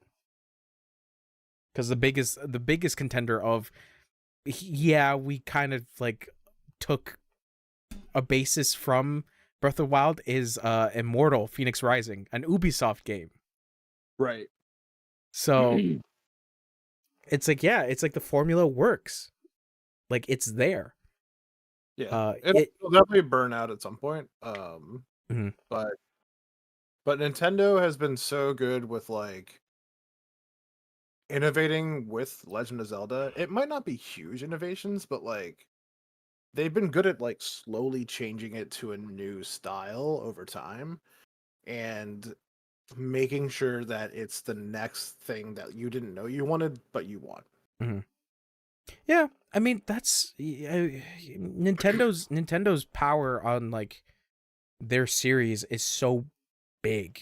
It's so big. I can't think of any other company that has that kind of power. Unlike Nintendo. Nintendo just can take any series that they want to and be like, okay, this is how the next upcoming game is going to play like. And so far, it just hasn't been like so awful because people still criticize Breath of the Wild because of the whole mechanics in it, but like over in an overall consensus, people like Breath of the Wild. Yeah. Like I said, you have people that don't like it. Oh no, but yeah, it's just like there are people who do enjoy that series and does enjoy that formula of gameplay. So it's I want to say it's weird or wild. It's just like it's understandable. It's just like Nintendo are the ones that can just do something like this, being like, yeah, this is what our blueprint is for the rest of the series. Even though this company is like the biggest fucking dinosaur when it comes to like business negotiations and even business ideas, innovation for their games has always been, I feel like, the forefront for a lot of it, of just like trying to expand a little bit more of their gameplay, which is a weird thing when you think about Nintendo, of like they try to innovate their games, but they're the most like backwards and like just old-minded like company in general. It's really bizarre. But yeah, I mean, it was bound to go somewhere different, and we've gotten out to this point. But I would be curious to see what the next Zelda game will look like.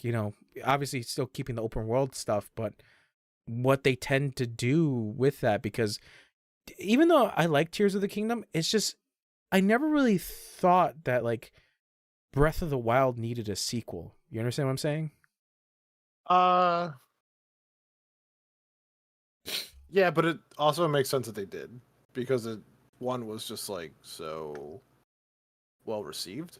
Um, I guess, yeah. I guess like they didn't have to make a sequel, like a direct sequel, but the open world style I don't think is going to go away, right? I didn't think that was going away. Yeah, that's true. Yeah, because it was such a big thing for Breath of the Wild. Right.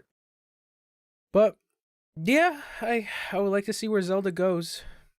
Yeah, I'm not particularly upset or down on it, but hopefully they, with the open world stuff, they will do some different mechanics and stuff like that for the upcoming Zelda games and stuff like that. Because, like I said, a lot of the powers and shit that you have in Tears of the Kingdom is just like it is. I would say it's vastly different, but it's like it's a neat switch up compared to that. But I feel like, you know, given the opportunity to go back and play the older games, I would tell people, yes, go and play the older Zelda games. Specifically the 3D ones, because those ones are the ones that a lot of people fell in love with that series. So Right. I feel like Ocarina of Time is still valid. Majora's Mask is still valid. Twilight Princess, Skyward Sword, those are valid 3D Zelda games. And it's interesting. It's an interesting thing to talk about, of just like what the next thing of beloved series will be, and will it be for the better. But God willing, that Nintendo makes a much more powerful console, because holy shit, like Tears of the Kingdom runs pretty good, but there are moments where I start to see like some jittering and shit like that, where it's just like, ooh, like, yeah, that's the Switch, because it's a fucking like an 8-year-old console at this point. We're almost coming up Yeah. with a decade for this thing, so I don't know. Hopefully the next Nintendo console runs better or better or so yeah. There was also another thing that I saw from Ayanuma talking about like how the reason why the game got delayed was just for polishing, because of the whole physics that happened in the game. So that was the big reasoning as to like why Tears of the Kingdom was like delayed for like 2 years. Yep. Oh yeah, and the other thing that I wanted to mention was talking about Dead by Daylight. Supermassive, the developers behind Until Dawn, are planning a like narrative game based in the Dead by Daylight universe. So interesting thing. But that is it for the news. The news. Do you like the Zelda? Me? Yeah. I didn't play it. I watched my brother. I think it looks good. Okay, well, that's how we end the podcast. Well, yeah, I guess that is it for this week. Even though we've been gone for like a couple weeks, but still A year. a year almost. We might do that at some point where we're just gone for a year and be like, in this episode we talk about Zelda. Hopefully, if we came 9. back from a year break, we were like, yeah, so we got a TV show sold. Yeah, that would be good. That would be really good. Oh, So I lost my pants and I finally found them. I'm back, guys. oh man. Oh, God. But I guess we'll wait until next episode if we sold the show. Hopefully. All right, bye. Bye.